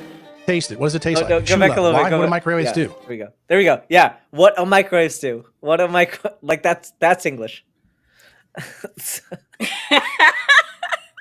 This. I thought you were credible. I thought we had to listen that to I'm you. here for, and frankly, I'm not going to hold it against them because, like, I do a live show where I actively drink. So I'm gonna hold it against them because they're trying to sound like they're turning over the entire field of medicine and the entire field of physics and everything. And they did that shit. Like, you know what? You deserve it. You grifters deserve it. fair. You done fucked up. They vibrate and rotate water really fast. It heats up and it dehydrates the meat. It's happening to you right now here in Vermont. It's happening to all of us because of these shitty lights that we have. Getting back to the topic, the eye, It's saying the the SCN is lights the are dehydrating us. What about Yeah, the bigger light in the? I feel like because all the lights bigger are light in the sky. microwaves. The bigger light in the sky is doing that faster than anything else. Stephanie has it correct. OMFG, exactly. Like that's like any. This is maddening. Should we ban the sun too? I mean, probably. That's doing worse than what the lights are. The like human-made lights are doing to us. Yeah, well, you Bigger. know how many people the sun has blinded? Yeah, let's so cancel many. the sun. Yeah, it's a lot. It's more than any other single source. I would guarantee. Why did none of these people complain about the sun? Why did none of them say go hide in your house, go hide in a basement without? Because they're a bunch of sunlight? chodes. Like because they're inconsistent. Their logic is inconsistent. If you really believed that was the one problem with the entire field of medicine was they don't understand this radiation and its effects, why are you not sitting in a dark basement? big focus. In Hey, medicine, the it's big harder focus. to grift from your mama's Yeah. basement. In fairness, Oh yeah, because you need the internet to grift, and you know what? You That's definitely radiation. have the internet in your mama's basement, though. Like, If you trust got me, Wi-Fi, you have fucking radiation. like I could run a fantastic grift from my mom's basement. no. How do you get on stage? And I guess you could. Also But you have do to be that from. basement without electromagnetic waves. Well, no, see, I'm willing to lie. So Okay, okay, there you go, because that's what they're doing. Yeah, because he's using This is on- electromagnetic radiation to make. Well, yeah, these but fucking he's not videos. lying. He's just really dumb, like really dumb. Okay. I don't know. I think he's lying. I think he's lying and dumb. I think he's both. I mean, I can only hope that he's lying. I hope he's lying a little bit and has some kind of intelligence, but Because otherwise it brings down the average. yeah. The camera. That's why all these old people go see the ophthalmologist, and what do they get? Cataract surgery, right? Anybody know what they put in for cataract surgery after it's done? An implantable lens. A new You know lens, why? yeah. Because you can't undo cataracts. It's a Yeah, chemical thing that happens to the stuff. You can't That's undo it. Yeah, they give you a new lens. They make the eye work better than it did before. We have hacked nature and done it better. Sorry. Yup. It's not a bad thing. He combats all of that. Let it go. Yeah. And guess what that lens blocks? UVA, UVB, 100%, and also these days 50% of blue light. In case you didn't know that, that's been a change since 2009. Yeah, you know, But people because don't- we've been doing better than nature did. Yeah. We're doing Turns out better. It's not that hard. No, it's we have because they are intention. trying to look. You're being a government shill, Ben. Yeah, they obviously. put it in Hey, to that's my block. job. Yeah, to block the blue light from hitting your pineal glands. You're not paying attention. Yeah, sure. Realize 42% of sunlight that falls to Earth is infrared A light. It's Hold on. Is that infrared A? Is visible infrared A? Because very clearly here, 42% of sunlight that falls. very clearly here, it's visible. 400 to 700. Now, you can totally see light all the way up to like 800. Trust me. Like, I guarantee you, if you went to a lab where they have a laser at 795 nanometers, at more than a milliwatt, which is not a lot of power, you're gonna be able to see that spot on a piece of paper. But is that infrared? No, that he's talking about. Oh my god! Just read the sentence you're talking about, bro. You could. falls to Earth. I'm sorry, that was incoherent, but he's wrong, and he should have used the previous clause. Is infrared A light.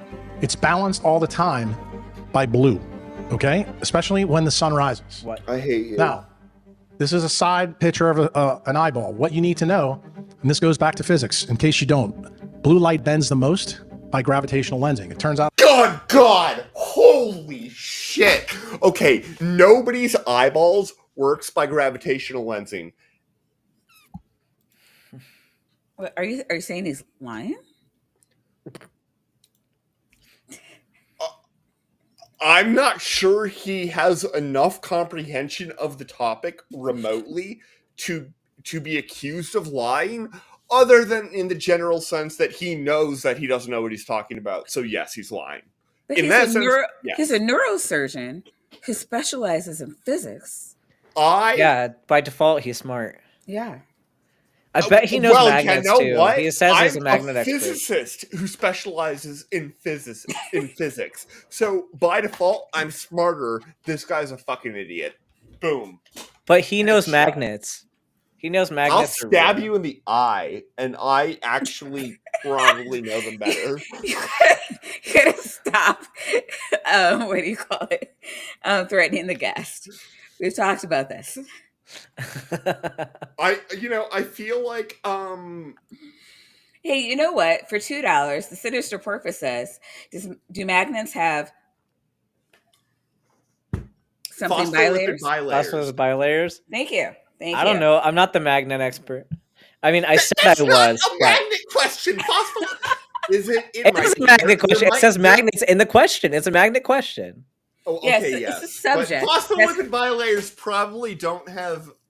They might actually. There might be a lot of aligning of magnetic moments that goes into the creation of phospholipid bilayers. That's totally plausible, actually. I have no idea. I hate being honest. Maya, you make me do a show where I have to be honest. And Here. Stephanie's stroking the shaft. Be happy. It's the only way I get by, okay? So, yeah. But it has important in the eye. Because when... I mean, I have a magnetic personality. Wait, why would I talk about myself in such a cruel way? The play button, blue light God comes through, damn it. It falls in front of the retina. That's the reason why when you use a computer screen or you use these horrible lights up here, you get visual obscuration. In other words, your vision gets worse. What does that cause? It causes elongation of your eyeball. When your eyeball gets longer, you get myopia. What happens when you get myopia? The next step?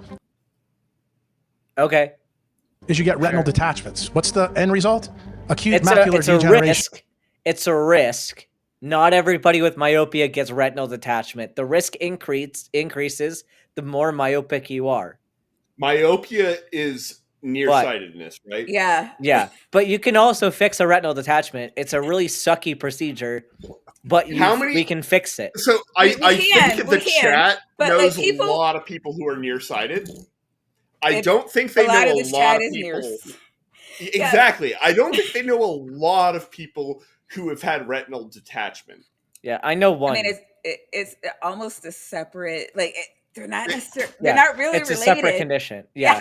Yes, exactly. It's like the connection of saying that you have a risk factor is not the same thing as saying that this causes this thing. Those are different. It's saying that there's an association, there's a correlation, but we don't know that is the cause or even a cause. Everybody knows that correlation equals cause. I'll see myself out. Yeah. I actually, I need more wine. Please. Anybody know anybody who's got that? Yeah, lots of people. And guess what else? Guess what causes cataracts? Blue light toxicity. Why? The brain is trying to protect itself from this light that's coming in. Citation fucking needed. So blue lights are not correlated? There might be a correlation. I don't know if there's a correlation, but there's not enough for... there's not enough. I just got it wrong. I got that exact thing wrong. There's not enough. Because I'm an idiot weasel, and I have a 1 cc brain case size. I'm not a smart mammal. There is something to say for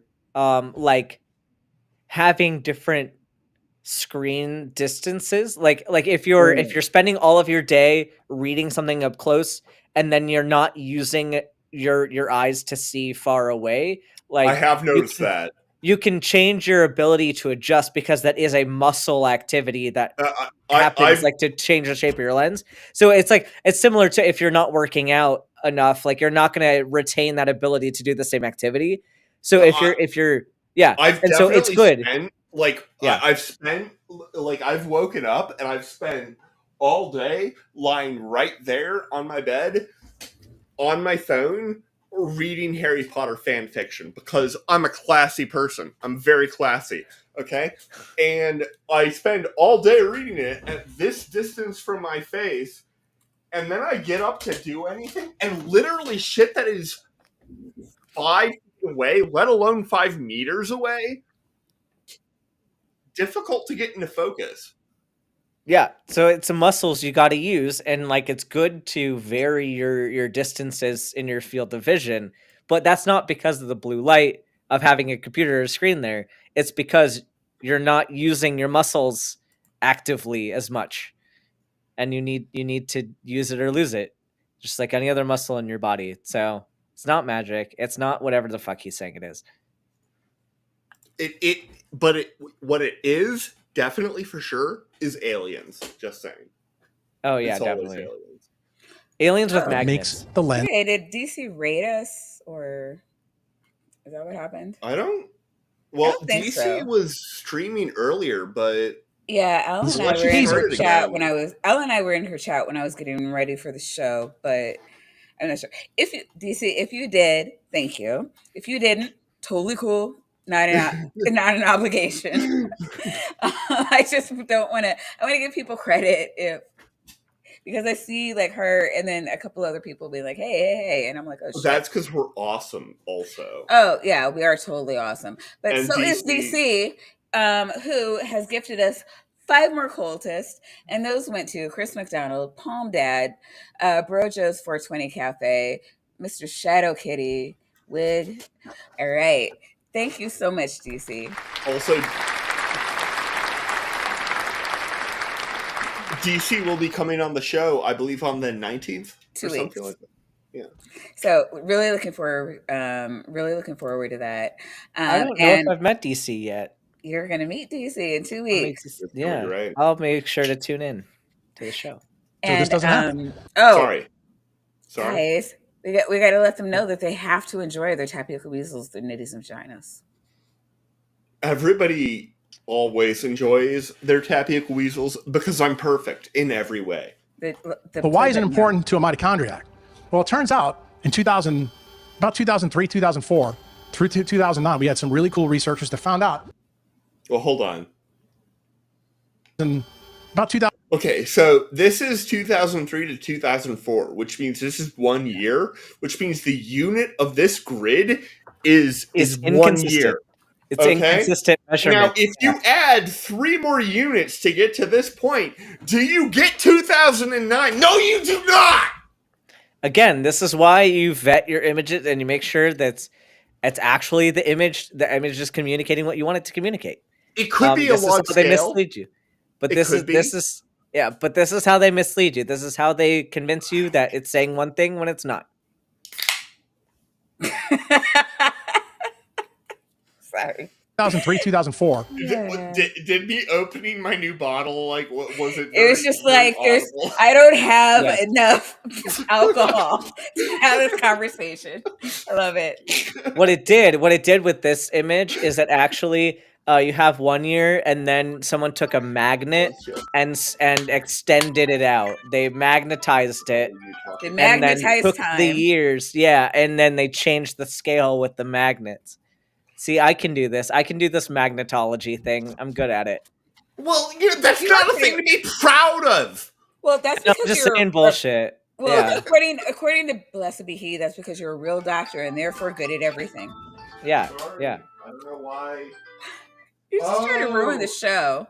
Well, you know what? If my goal is to ruin the show, hey, I have DC just said to Dr. Ben. So thank you so much for the sub. I like you already. And that's why, DC is a smart individual.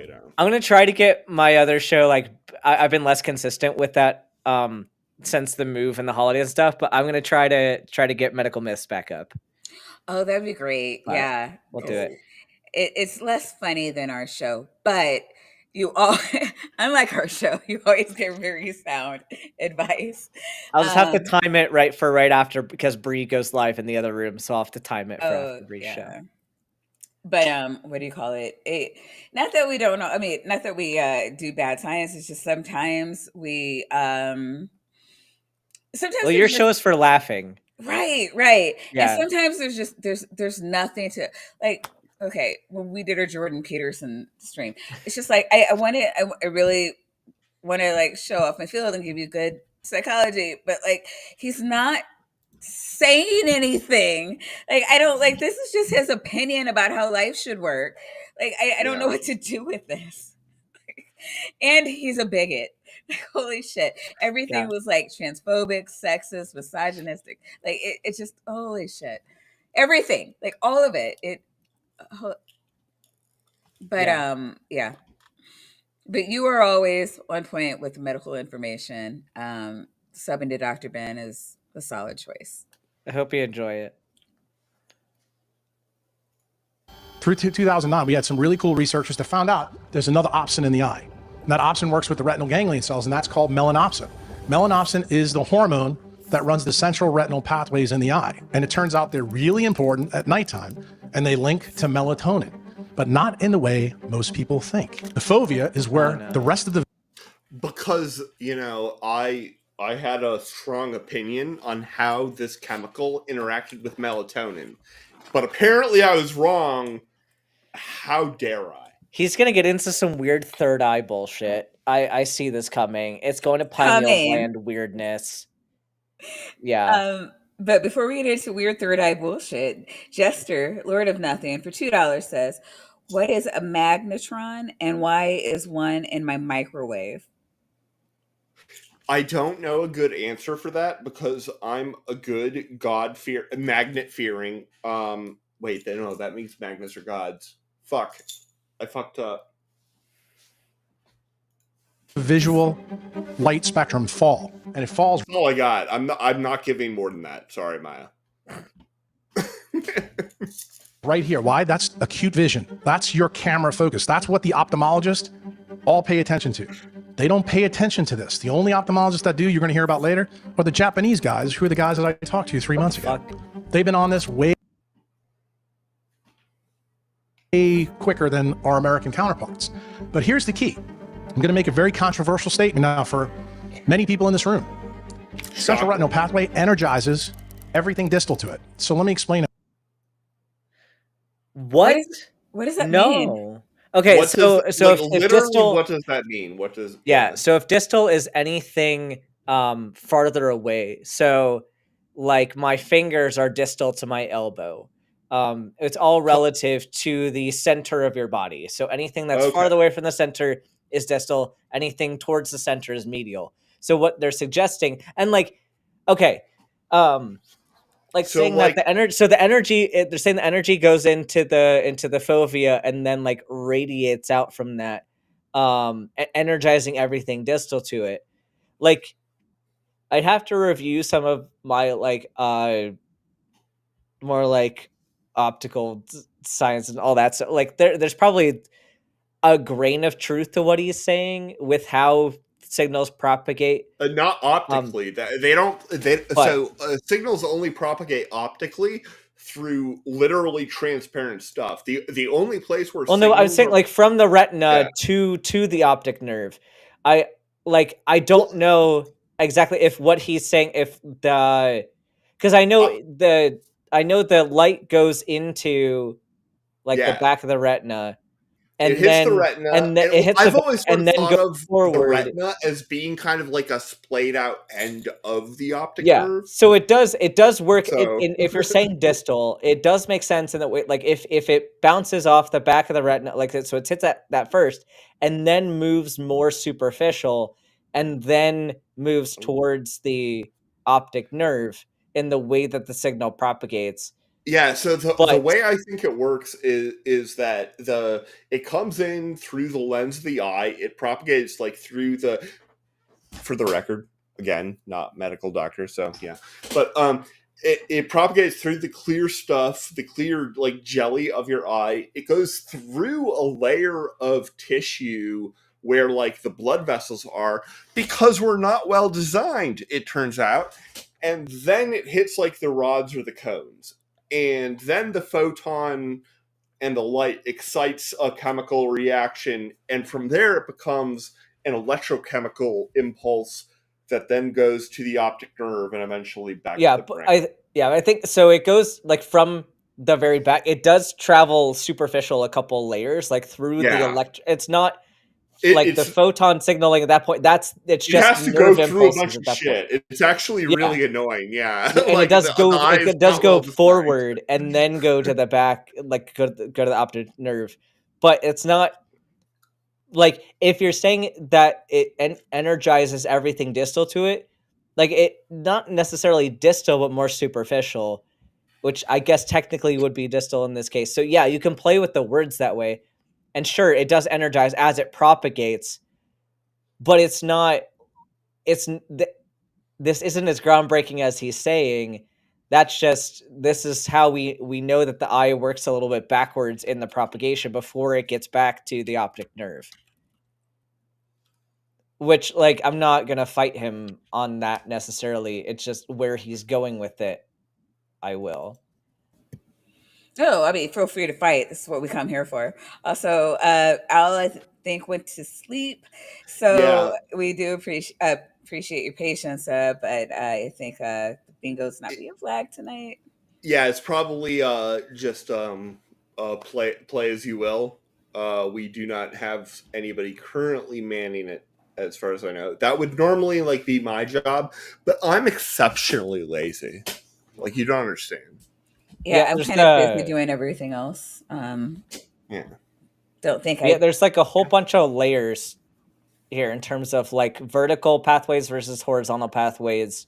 And I remembered this in med school where you had to be able to histologically pick out what layers were present, and like they would always ask you like second or third order questions, and so you'd have to be able to figure out where in the pathway something would be. And it's super convoluted. The whole retina is super convoluted, and I think he's banking on people not having knowledge of the retina to be able to say what he's saying. But yeah, this is very complicated physiology, and I do not think he convinced ophthalmologists of this, of whatever he is getting at with this. I don't think he convinced them. Terrible. That's you. It basically turns on your pituitary gland, and it turns on everything distal in the human brain. And I'm going to show you how. This paper, distal I should say this gentleman. Okay, it's not distal in the brain, though. That's full of shit. No, because the brain is not distal to the retina. The brain is medial to the retina, or like proximal to the retina. Like it's closer to the body than the retina. Unless you define a new origin point. Your brain is not distal; it is proximal to your body. Well, yeah, but what if you define a new origin as being wherever the fuck you want? He's not even making sense. But can I share a picture real quick if I can pull it up? Because this might help what I'm saying a little bit. So this is just a picture of the retina. If it'll show, if we can make it bigger. I know it's hard to see.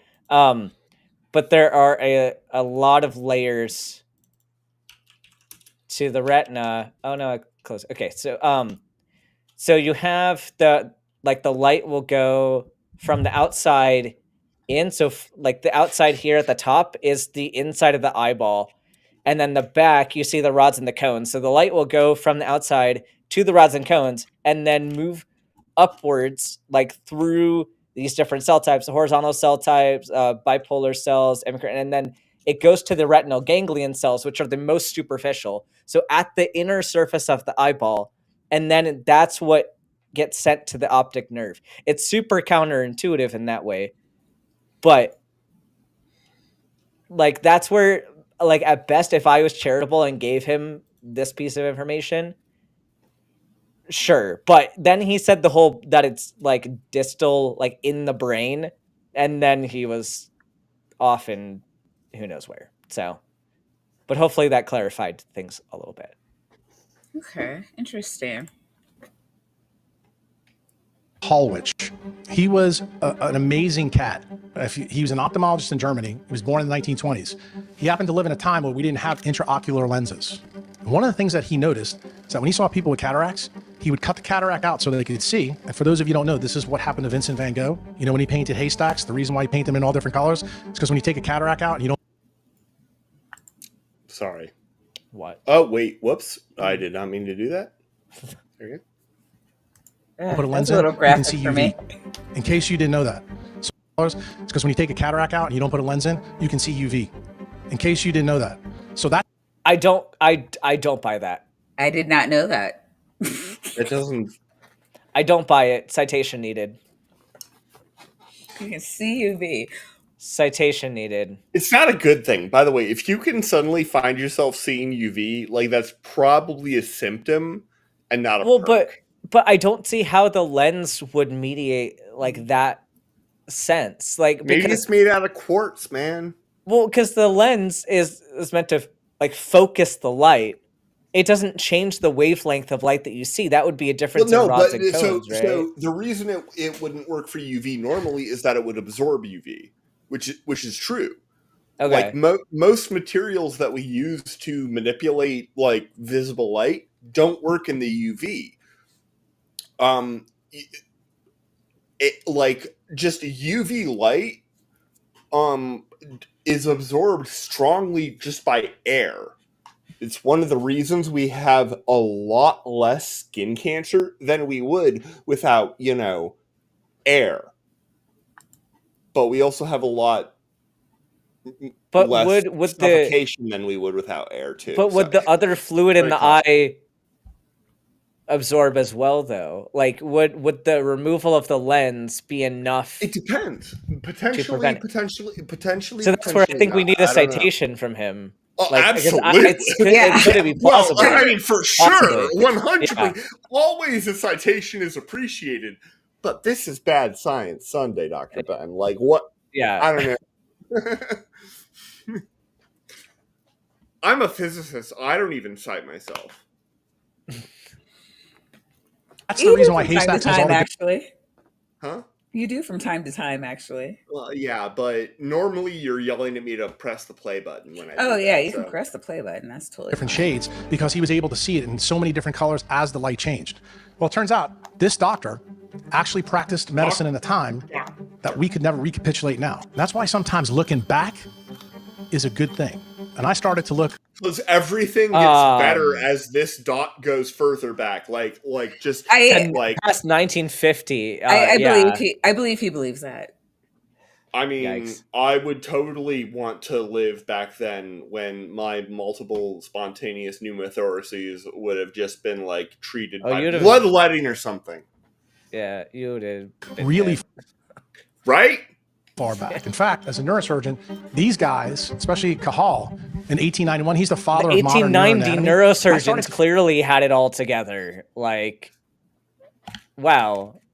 Okay. I mean, they were almost as skilled as the 1890s geneticists. Find papers about this energetic pathway that has huge effects on growth and metabolism through the eye. You didn't hear me say gut. You didn't hear me say food, did you? Turns out that Holwich did something rather remarkable. And he wrote about it in this book here from 1979. And I guarantee you nobody in this room's ever read it. If you think Weston A. Price's book is huge, you should read this sucker. Quackery. Because it's unbelievable what he did. Yes, literally. Yeah, literally unbelievable. Well, it might be believable what he did. It's not credible what he did. Yeah. So it's certainly incredible. And his conclusions probably are unbelievable. He basically took cataracts out of people and then noticed and watched them and saw that their growth and metabolism improved tremendously. They started to lose weight. They started to feel better. They started to sleep better. And he documented it all. And guess what? He didn't just do it in humans. He did it in all kinds of animals. And he documented the color changes that occurred on animals after he took the cataracts out. How their coats changed. Their So yeah, again, I don't believe this. Correlation versus causation. I don't believe this one bit. Surfaces, how they started to act on the farm. Okay? That's how important this was. And he went even further. He checked their urine. And you know what he found? He found there was metabolites of hormones that occurred after he took the cataract out. That were because melatonin, like if you're talking about circadian rhythm hormones, yeah, that's affected by light because that lets you know when you need to sleep and when you need to wake up. That makes sense. But yeah, if you're responding differently to light, then sure, you're gonna have changes in how that's processed and how you regulate feedback. That doesn't mean it's a good idea. Well, certainly not with that attitude. Yeah, it's not a good idea. weren't there before. So in other words, light was able to make chemicals in us that weren't there before. You Doesn't don't it sound a lot like say. Except that happens. Like melatonin was still made, and I don't even know if what you're saying is true. I don't even know if the melatonin amount changed because of that. But even if I granted that, the light impacted your production of melatonin, whether it increased it or not, yeah, you have melatonin produced regardless of whether you have cataracts or not, because that's how melatonin is synthesized. You're making chemicals that weren't there before. Yeah, we were doing that anyway. Your stupid take and your stupid experiment has nothing to do with that process. There's also fundamentally nothing fundamentally remarkable about the fact that there's a light-mediated chemical reaction. Yeah. Like that on a chemical and physical level is not. It's cool. It's cool. It's amazing. Like, yeah. And if why did that? And if we could like being able to generate reliable synthetic forms of photosynthesis, which is an example of a light-mediated chemical reaction, would be awesome. There's isn't there a species of lizard or salamander that's evolving photosynthesis? Possibly, I don't know. I feel like I've the right heard person that. to ask, but but I mean that question. So I have a bald brother. I could probably Photoshop myself onto that. We could figure it out. It's just all the magnet jokes. I think they're getting to them tonight. Yeah, probably. I'm a broken person. We're only equals MC squared? halfway done with this. Oh yeah. I blame Maya. Well, you've also used a lot of arguments already, so you would think that. I would think that. Into things with structure. How does this really happen? Do you really think that you need it all from diet and exercise? Well, no, not all of it. There's from another diet way. And exercise.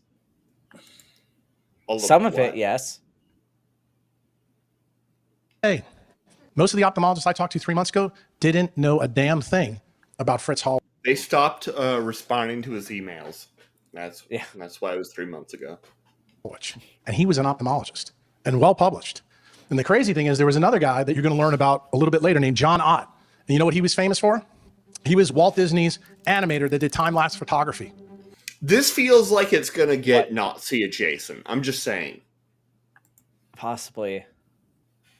Turns out he made some key investigative slides for Disney and dropped it, but then he took it to the medical boards and different physicians who let it go by the wayside. And what he found is that when he took plants, yeah, put them in because you're light, an animator, you're not a physician. Why are you looking to an animator to change the field of medicine? Like, I get that you can submit your pictures or whatever, but why does that animator have any credibility in medical research? What are you saying here?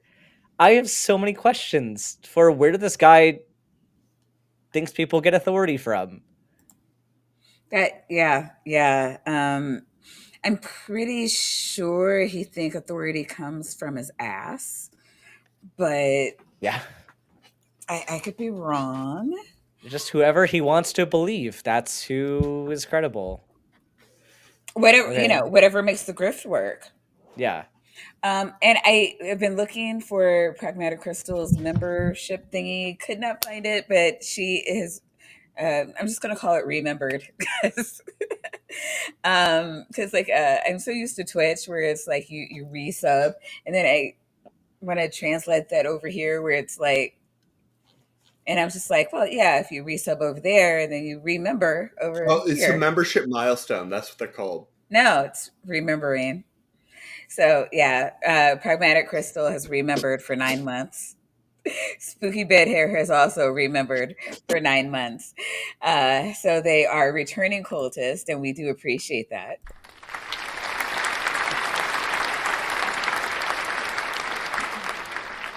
Please continue to enjoy your tapioca weasels, your nitties, and vaginas. Molecules rotated faster than not. Then he decided to do it on animals, and he found out that one of the cells in the eye called the retinal pigmentum epithelium, which you're going to hear about shortly, at the base of the eye, I feel like we just heard about it. Okay. has melanin granules that absorb what? UV light, because it's made out of those things that we talked Yeah. about. So you don't get rotates cancer, faster, and guess what it makes? What Ruben talked about. A DC electric current in the eye. Is that... What? Did I miss something? Were we talking about DC electric currents? And I just... No, well, we are now. That was fair enough. brought in now. Rotates faster, and guess what it makes? What Ruben talked about. A DC electric current in the eye. So This that guy means you just- can regenerate Okay, tissues. This guy just like carries information through. Like it's just a giant like Well, gish gallop. And it's just like, it's like the spirit science guy. It's like, you don't have enough time spent on Jordan each is thing. an icon. Sorry. Yeah, well, it's like this guy just carries things through and expects you to just accept that you're moving on between all, like, you haven't explained enough about each component. You're just moving through things. But that's because pace, and then people are expected to go with you. Like, this is the same tactic that spirit science does. That's because spirit science knows that his audience will resonate with his manifestation of Christ consciousness. Yeah, that's what this guy's doing. He's doing the same thing. He's just speeding through and just assuming that you're gonna think he sounds smart enough to just believe him. But none of these pieces fit to get, like, this is not coherent. Like, none of what he has strung together is a coherent argument at all. He is just gish galloping through different points and has not stopped to actually make statements on them. When you have a high DC electric current, isn't that right, Ruben? Didn't Becker tell us that? Isn't that interesting? He went even further. And this is probably one of the most counterintuitive things I'm going to tell you. This is a picture of people's pituitary glands who were blind and who could see. What did he do? He went the extra distance. This is what I want you to focus in on. Light slows, energy is lost, the pituitary gets bigger. When I saw this, I immediately... What? Citation needed. What are we? What does that mean? Like the pituitary. Even... How does the pituitary? How would the pituitary gland change like that when, like the mechanisms relying on photosensitivity are in the pineal gland, not the pituitary gland? Where are you fucking going with this? Yeah, and everything. Somebody in the side chat, is it pituitary or pineal? Yeah, like, I think he's confusing the glands. I think he's confusing what both of them do, because the pituitary would not do this. Pituitary is not light dependent at all. Thing in medicine was completely ass backwards. Why? Why did I say that to you? Everybody because in this room. Dumb. Thank you. Yeah. Because you're a dumbass. Except the people that heard me talk last year believe that people get fatter because they eat too much. Turns out it's exactly the opposite. So when you sprain your ankle, does your ankle get bigger or smaller? Okay. When you have heart failure, does your heart get bigger or smaller? Okay. Okay, but for why? For what mechanism? And those are two different mechanisms. So the heart getting bigger is a different mechanism than the ankle getting bigger, because the ankle getting bigger is from edema and then eventually like a lot of fibrosis. The heart failure can also be fibrosis depending on what caused your heart failure. Like, it's either fibrosis or hypertrophy, One of those two things. Either way, you're adapting scar tissue or you're adapting more muscle tissue because, like in the heart's case, you need to be able to pump. And so that's different than what he's suggesting here, unless he's saying that the pineal gland becomes fibrotic, which I don't think he's making that argument. But that's indirectly what he's implying, is that your pineal gland or your pituitary gland becomes fibrotic. Which is he going to say that? I don't know. I doubt it. I somehow doubt it. It gets bigger. Here's the third one. When the star in the sky dies, does why? it get bigger Why is it or bigger? smaller? It gets a Well, now we're talking about stars because the connection between because the stars become fibrotic. I got it. Yeah, scar tissue in the stars. red giant. So everything that loses energy in the universe gets bigger. What did Hallwich tell us? No. What? No. You're making the statement because it got big, like it released energy, so it got bigger. No. But hold on. Have you considered? No. Have you considered, Dr. Ben? Have you considered? Yes. It's the magnets. Fuck you. Showed that when light slows, Ruin your day You right walked back. into that. You know what? This is what happens when I have to Actually, try for $5, Stephanie Helms, friend of the show, says, as a skilled practitioner of the 13th century European medicine, I believe our rocket surgeon here is melancholic. He needs to balance his humors. Bring out the leeches. Yeah. you know why it's getting bigger? Because light is getting turned into chemicals that you call hormones that go into the nuclear DNA to change it. Except Guess again, what that means? that's the pineal gland, not the pituitary gland. You're mixing up, dude. That's not the same Changing our gland. nuclear DNA. The energy or the hormones? Probably neither. Yeah, like when I think of changing the nuclear DNA, I think that it takes like DNA, which is like the thing that sort of tells how stuff generally how to work at the base level, and it changes it so that future generations of that kind of cell do things totally differently. Not necessarily germ cells. I understand that. Like, you don't have to change germ cells to change nuclear DNA of other cells, but yeah. But yeah, like could it do that with the cells directly exposed to UV light? Absolutely. But would it do that indirectly through the pineal gland, not the pituitary gland, through the indirect mechanism? No. That means light is capable of altering DNA. It also means that light is yes, capable we know of that light is capable of altering DNA, but not in the way that you're describing. Like, if you take a strong enough laser of any frequency and point it at somebody, it's going to alter the DNA by vaporizing it and like, causing cancer. If you just dial it up, it's going to do that eventually. You gotta be specific. We gave yeast cancer essentially in my Gen Bio lab in undergrad. Yeah, like, they had it do coming. that. Yeah, it's like you fuck up the DNA, it can no longer regulate its cell cycle. You get unregulated cell division, and you get this same mechanism of cancer. Like, yeah, light can do that, but not all the time. It takes a very specific, like, there's probability of it happening, but there's a lot of things that have to get fucked up for things to matter in the genetic changes. Because think about this too. Like, even if you're changing DNA, you have telomeres, you have like DNA that's not being used, like what we would call junk DNA. Like, there's a high chance that you'd be modifying DNA that's not going to do shit. And that's why, like, one of the reasons why you're not getting like lethal mutations all the time. You're not getting mutations that matter all the time, because you can have mutated DNA that doesn't matter at all, and you still just go on with your life. Yeah. Yeah, and Sumami is absolutely correct here. Yeah, just make it sound smart, and people will believe it. Yeah, stupid people will follow you anywhere. He knows things that other people don't know, and if I follow them, I'll sound smart, and other people will think I'm smart too. Hot tip: Call yourself a quantum mechanic.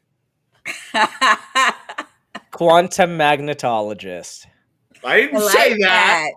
That's what I I'm hate saying. That's what I'm saying. I like I it. know, and I don't like you, and I want And the to play ban you from button the isn't show, but Maya playing. won't let Potentially me. reversing my previous problem, meaning that I when don't you're like obese, the show. maybe your main problem is you're not getting enough sunlight, and it has nothing to do with food. How's I that hate for? him so much. I mean, he's not Yeah, that's wrong. some The bullshit. amount of sunlight you get does not have that much to do with how much food you get or what type of food you get, probably.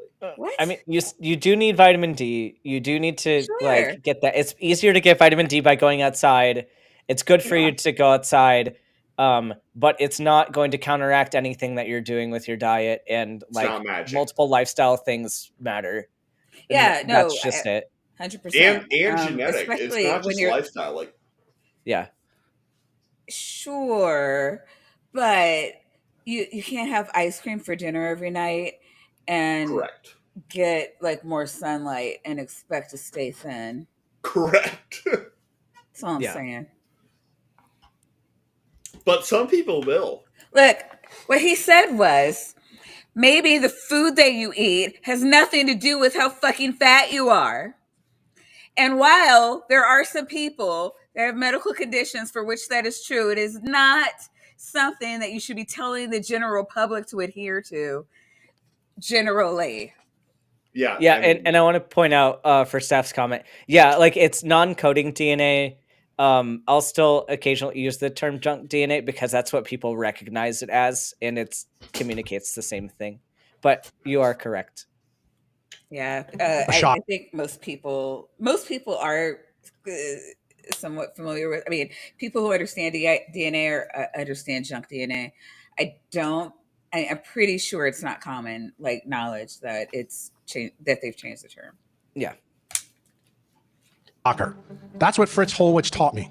So I didn't believe any of this. And most of you may not know this, but I went to medical school at LSU. And there's a very, very famous ophthalmologic researcher named Nicholas Bazan who's done incredible work. And you know what he's cut his teeth on? DHA. He's like the DHA guy in the world. And I learned this Where did back we in get to DHA? Where do we add This is totally different than what he was talking about before. I totally jumped way behind. Hmm? Sorry. Behind? What do you mean? Behind. I jumped the reason why he happened to live in a time where we didn't have intraocular lenses. Come on, why are you One of the doing things this? that he noticed. We're going back to the eye surgery thing that everyone. Yeah, hated. no, my Is it okay if I go pee while you figure it out? Because Yeah. Yes. Please do. You've been drinking a lot. We should pee. That's Ben broke the seal. Okay. Let's see what's going on in the chat. Oh yeah, you know what, Nee? I really do like your new name, ONB. Cool. When has a calcified pineal gland not calcified? Wait, when is a calcified pineal gland not a calcified pineal gland? I realize technically it's never, but no, yeah, you can't drink tap water because that'll calcify your pineal gland with all the fluoride that they put in it for the sole purpose of calcifying the pineal gland. And then you can't reach your highest potential and, I don't know, manifest to the 5D plane. So only drink, what are those waters called? Does anybody know what I'm talking about? Alkaline? Yeah. You got to do that. And Literally, not even listening to what you were saying, and I got that. Just right. You and me, same page. All I'm Right. saying. Yeah, you got to drink that shit. And I believe Gwyneth Paltrow's veg water counts as well. Yeah. God damn it. Okay. If you want to manifest yourself into a better timeline. Did you find what you were looking to find? Ben's back. all right, I guess we're doing this. Welcome back, Ben. I was just talking about how to, like, manifest to a higher dimension. Using Gwyneth Gwyneth Paltrow's Paltrow's badge water. badge water. Oh yeah, that stuff. Yeah, as one does. On See, who's because done we're an here, incredible we're here to shoot. help. yeah. Nobody here needs anyone's, unless you want it, like for other reasons. But you don't. It is not necessary for your health to have someone else's vag water. Just saying. That is your own business, whether or not you do anything with vag water. I've been celibate for 2 years, just saying. So I didn't believe any of this. And most of you may not know this, but I went to medical school at LSU. And there's a very, very famous ophthalmologic researcher named Nicholas Benzene who's done incredible work. And you know what he's cut his teeth on? DHA. He's like the DHA Yeah, and again, I don't know where we got to DHA from where we have This is where, like... we got there from him saying it just now. Yeah, he's just adding it. Gish Gallop. He's just going to add more things, and then we don't even have a moment to question why it's being added into the list. But I'm confused about where all this is going, because this is a totally separate neurotransmitter from melatonin. Well, let's let him cook. Yeah. Who's done incredible work. And you know what he's cut his teeth on? DHA. He's like the DHA guy in the world. And I learned this back in 95 through 99 when I was there. He taught me a lot of crap. Because everything you've And learned crap that I thought in was crap. 95 to 99 is correct. Like we haven't branched beyond 1999. Well, no, don't you listen to him? What he's describing it as is, quote, crap. So, there's that. Yeah. So wait, is this guy straight out of like AIG? Right? It sounds like he's it. not that sophisticated, I don't think. He sounds like it. I mean, because they do stuff like this all the time. They're normally a little bit, like, there's a few more layers of obfuscation. Okay. Because it wasn't important to neurosurgery, but 12 years ago became extremely important to me right now. It's huge. And the number one effect right here in this central retinal pathway between the clock and your hypothalamus, you have two loops in the eye. One loop's called a short loop, the other one's called a long loop. Extremely original names. And what it does, it recycles I mean, that's probably real. I'm just mocking the actual... No, I know, but... Scientists do this all the time. Like, sometimes we just come up with terrible, boring names. Again, I don't know. Go ahead. Yeah. Oh, well, I've never heard of these things as a short loop or the long loop. Right. This is what it could I'm be saying. referring to something that I like. It might be something that I've touched on in like my neuroscience class, but I have never heard those terms, so I can't weigh in as much for like how accurate that particular set of terminology is. Or what. Dr. Dino, I think, was a biology teacher. I don't know if he's still in the chat or if he's gone to bed, but like if you could weigh in, is there a short loop and a long loop? Because again, I took a lot of biology classes that don't remember those terms. Seems like they would have stood out. I could be wrong though. But in the meantime, we can move on. DHA constantly as light comes through. But the key thing that I realized, Benzene taught me that this central retinal pathway and the retina had more DHA in it than any other part of the brain. And I thought that was bizarre. I still don't know where you got the DHA from and like why it's now in our argument. So I want this guy to make one like concise claim.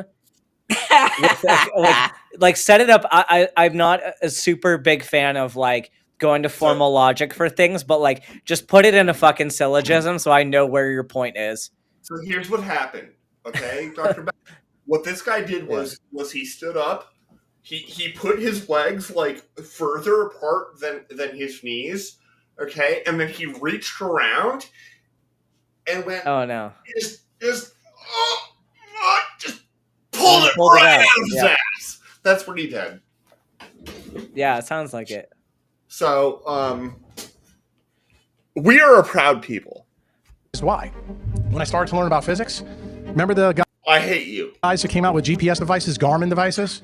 Well, it turns out that the clock here has to run faster than all the other clocks in the rest of your body. If it doesn't, it doesn't work. So if you my God. Yo, he could have ended that sentence in way worse ways. But that's also probably still very, very dumb. There are probably a lot of timekeeping mechanisms that are involved in the biology of stuff inside the body, which is an extremely general topic, which are a lot faster than whatever particular, reaction he's talking about here. I don't know But what I see the terms. I see the term short loop and long loop. And this is where I've heard it before. It's not in neuroscience. I've heard it in endocrinology, which he's not a fucking endocrinologist. I have heard this with regard to the pituitary gland, but not with regard to DHA. It's with regard, like to the primary, like pituitary hormones, like ACTH, etc. Like, and so you get these loops of these feedback loops, but they're not from the optic chiasm. Like, I haven't heard those terms used for like optics. With like, this pathway does not come from the optic chiasm at all. Like, this is from the pituitary, like, pathway with the like the hypothalamus, pituitary, and the adrenal gland. And this is totally separate from what he's saying. So I don't even know. I don't know at all what he's trying to communicate with these terms. No one does. Yeah. Phone, and you use it to go to a restaurant here in Vermont. The clock that's up in the sky, up there, has to run 38 microseconds faster than the one in your iPhone. Otherwise, you're going to be 100 kilometers off. That would not work. You'd wind up in New Hampshire. It wouldn't be good. It turns out in your eye, the exact same thing happens. And the reason why DHA in the eye... No, that's not the same thing. That's not remotely the same thing. One of those is caused by the time-integrated effects of gravitational redshift, and the other one is caused by not that!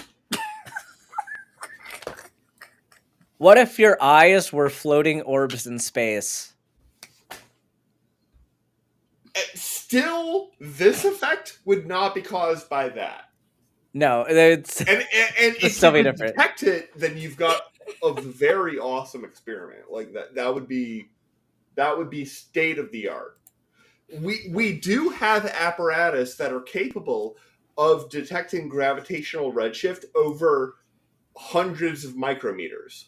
Like 100, so the thickness of a human hair is ballpark 100 micrometers, probably half that most of the time. You can detect now with state-of-the-art experiments the gravitational redshift in an atomic clock that where the bottom layer and the top layer are separated by that distance. It's like phenomenally impressive in my opinion. But I don't even know what I'm responding to with this guy, because what he's showing is a bunch of lasers going through an eye, and they don't even bend. Like, what the fuck is the lens doing?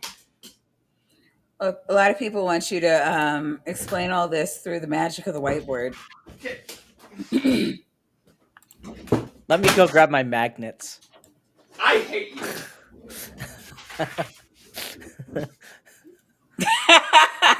This is the whiteboard, okay? There you go, ladies. He brought it out. Now, what do you want me to No, but you need to explain it with the whiteboard. I can explain something, but if I'm going to actually explain something on the whiteboard, I want to actually explain something people want to know. No, they seem happy. But we have not had time to evaluate the audience's reaction to the whiteboard. They're clapping, praising you, and saying woohoo. I don't... Well, they wanted an explanation with the whiteboard. You showed us the whiteboard, but you didn't give the explanation with the whiteboard. This is what I'm saying! No, it did. You had a whiteboard that said, I am a whiteboard. I mean, what? Okay, there you go. I'll give it that. Fair. Okay, yeah. Is important because this DC electric current runs faster than every other part of your body. That's the reason why DHA is important. And it turns out when you have too much blue light, because blue light is the antidote for vitamin A and for DHA. What the fuck? Do you know why? What kind of light makes vitamin A? Anybody want to guess? You heard somebody talk about it earlier. Wait, yeah. Does anyone want to guess? I'm sorry. I have two doctors here. We're just adding more to the Gish Gallop. Yeah, the medical doctor. Oh my god. Here. Oh my doctors, god. What kind of light makes UV? What kind of light makes what? I honestly, UV. Fair. Yeah. Is he gonna say UV? Blue light makes vitamin A. How do you know? Does What's the blue- complementary color to blue? Of course. How did he get to Why this? the fuck How did did you he get guess to this? He doesn't know. We can't be expected to either. Blue, yellow. And guess what? Vitamin A is yellow. Isn't that shocker? That's the link between this. Light frequencies control the level of vitamin A in the eye. And also, every opsin in the body is tied to retinol, to vitamin A. There's not an Why do you want to cancel out the vitamin? Why do you want to cancel out the vitamin A though? With the because if vitamin A is yellow and you're using blue, are you canceling it out? Why do you want to cancel out your vitamin A unless you have like some crazy out of control keratin production? That would be the only case you'd want to like not have it. Where I'm so confused about his train of thought. I mean, see, you can go down that path, but it doesn't go anywhere fun unless you're prepared. So, yeah. Human body that's not tied to it. That's the reason why, and Chris is here so he can verify this. He wrote a very nice blog post, I don't know how long ago it was, that there's data from N. Haynes that when you have deficiencies of vitamin A, it's tied to obesity. And nobody has told you why. I'm telling you why right now. Because Citation needed that there's a causal relationship. Because I'm willing to bet that difference is related to nutritional deficiency. I'm willing to bet we don't get citations outside of Trust Me, Bro. Oh, yeah, for sure. But I could see why there would be an association. Like, there are plenty of hypotheses I could generate for an association, but I could not prove causality. I don't think he can either for vitamin A and obesity. Makes you fat, okay? Really fat, and it starts right here. The reason why this is not equal is because light, the evolution of light, does not equal the evolution of our retinal anatomy. What is the evolution of light, guy? I'm so confused. I started to put this together pretty quick. Then I started to look at sunrise and sunset. What when the sun rises, you have visible and infrared light. You don't have any UV initially. But guess what else happens at this time? I mean, maybe, I don't know. You don't need your rods. I call bullshit on that. Like, while the sun is rising and while the sun is setting, there's still UV light because the sun's there. And the fact that you're seeing sunlight shows that the sun is able to, like, the rays are coming towards your eyeballs. Well, at least a little bit. I think what he's saying is that the detection of UV did not appear first, which would not surprise me necessarily. Okay, I don't know if he's actually saying that. I have like 1.5 jobs, and my half a job is to steel man people who nobody asked me to steel man. Okay. Yeah, I don't think he's trying to say that. I think you're giving him the benefit of the doubt. No, that's not his job. He does it with ease. Yeah. It takes him no effort. He's just like, somebody said something that pisses me off. Let me help. A proud people. We are a proud people. The morning. So guess when they regenerate? They regenerate in the AM. Guess what else happens? You actually make melatonin in your eye in the morning. The hormone of darkness is first made in the human body in the eye. You make it make it throughout the day. You just make more of it when you're about to go to bed. That name, the hormone of darkness. that's gonna be my name. Oh my god! Oh man. Yeah, you know what? Missed that opportunity to name the stream that. Yeah. Holy shit! Hormone. Right? That is, I mean. Oh god. That's a money name. Right.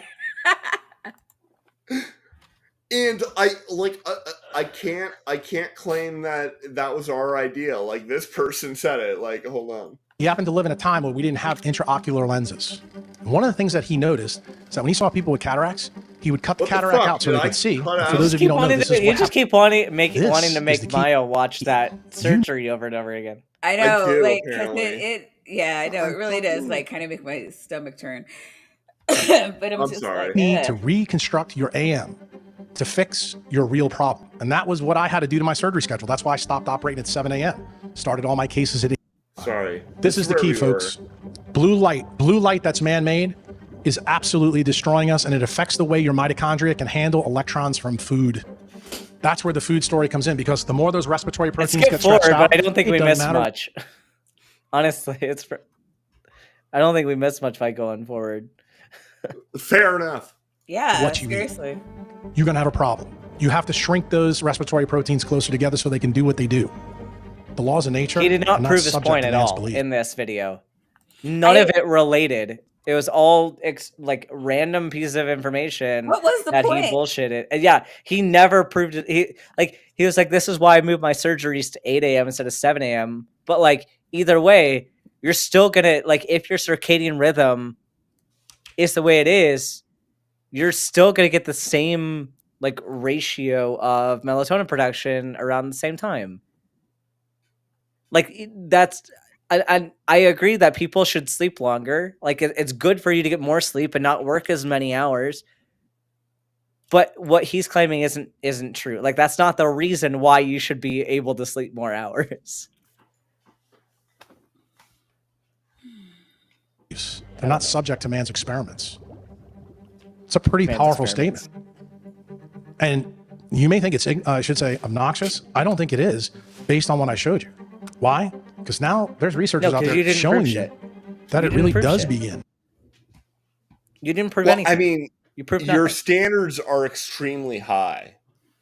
Because apparently proving shit is for bitches. Just trust me, bro.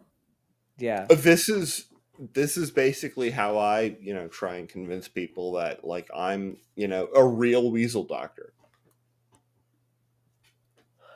In the eye and in the skin. That's how leptin and all this is linked.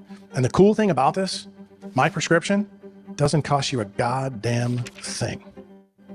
And what did Einstein say? In the end, the answer will always be pretty simple. So what's my... Did I don't say that? I don't think he said that. I don't think he would have said that. And like it... Yeah, no, I don't think he would have said that. I don't think so either. My takeaway, make like the Sphinx. Ground to the ground, take as much clothes off you can. For the ladies in the audience, there's a company in the UK, I'm putting this on Sarah. They're called Kaneki. They make bathing suits. What? Oh my God. Okay, like, are we just doing why did you want to direct it at women to, like, when you said to take as many clothes off as you can, you fucking pervert? Yeah, no, that was like weird and bad. Do we have to... The opinions of the people we denounce are not necessarily the opinions of the channel. I don't know what to say to that. Like, yeah, well, this guy's a pervert. we're in the He's last, made this whole thing so that women would wear less clothing. Fuck him. He's a pervert. He's a grifter and a pervert. Hey, ladies, tired of being fat all the time. Just walk around naked in front of me. Yeah, like that's essentially what his argument came down to. Gross. Oh my God. Yeah. What the actual fuck? Yeah, the women in the chat are not amused. Nor am I. Ew. Oh God. Do you want me to keep going? South, it's my biggest problem. I think up here in Vermont, you guys are a little bit more hippie-ish and weird, so it probably would work, but you guys don't have great quantum yield here. So the reason I mention it to you is whatever you can do to help yourself. Did he say people in Vermont don't have a great quantum yield? Yeah, so if you're naked in Vermont, it's not as good as if you're naked somewhere else. Wow. Like in front of him. An infrared A light can work many different ways. We came up with the Quantlet. No, so you're can use right. sauna. You can use the geothermal units like that you see in Iceland. That's the reason why the Finnish and the Scandinavians always use heated pools. Why? Because they're getting part of the sunlight they don't get through heating. Remember, no, they use heated pools because you don't want to go swimming in Iceland in the cold. I mean, you kind of die that way. No, but you could go be And naked in Iceland. Go be naked in Iceland, and then you won't get fat. There you go. End of story. All right. Well, I mean,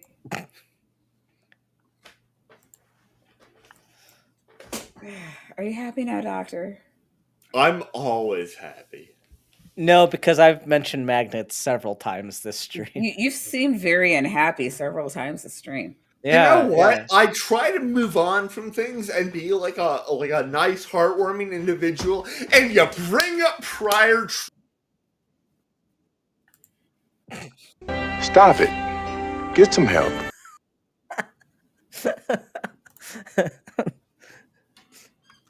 Next time I will show up with my magnet collection. We'll start a magnet collection and then show up. You also need some help.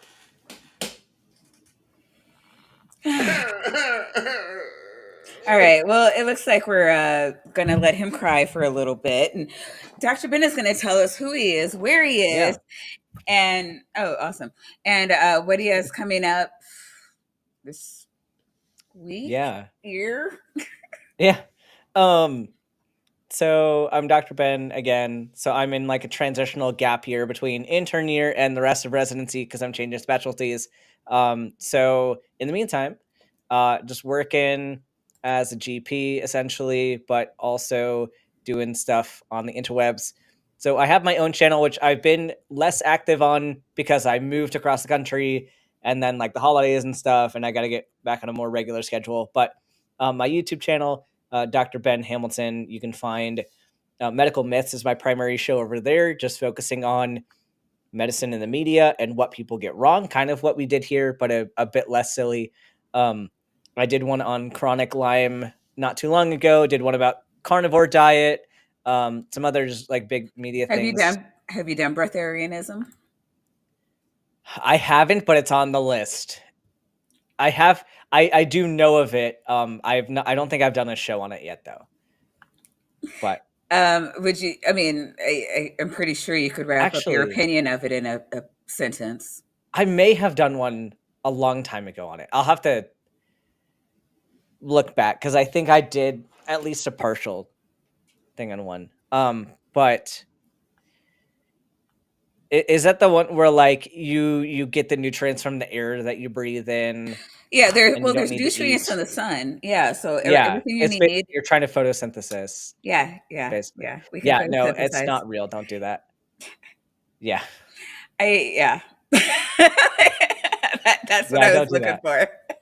Like, don't even try to do it. Like, you're just gonna make yourself sick. It's not worth the effort. If you want to photosynthesize, eat more plants. Yeah, you eat plants. That's great. Also, don't do a carnivore diet because it's not the best for you unless there are very, very specific scenarios where people should have more restricted diets. But for the most part, restrictive diets are not the way to go for most people. But anyway, you'll get more of my serious science content on my YouTube channel. Some more just community building, like fun and game stuff on Twitch, and I can put the Twitch link in the side chat if y'all don't have it. You know what? Let me pull it up here. Okay. I was going to say, I know I have it because I'm definitely subbed to you, but like, is it readily available? I'm a bad hostess. I apologize. Yeah, the Twitch channel is like, I try to do streams every Friday. Over the holidays, everything was not as consistent. But we try to do either trivia or Jackbox. Anyone's welcome to play, whether you're on the stream or in the side chat. We make it available to everybody, and it's just like let's have fun. Let's be a community. Let's not talk about religion, not talk about politics. Let's not talk about. I mean, like, and you can bring up some jokes about it, but it's the focus isn't to be activists. It's not to be super serious. It's just to be people and just exist in the same space. So it's more of if you want group activities, a community to hang around, Twitch is kind of that spot to be. And then there's also what do you call it? Like the what do you call it? Like a trivia and stuff like that, right? Yeah. We'll just trivia nights or Jackbox nights, like something just to show up and have fun. I love Jackbox. That shit is so fun. Yeah, and hit me up, you hooligan, and we'll chat. Because my schedule is a bit more available right now.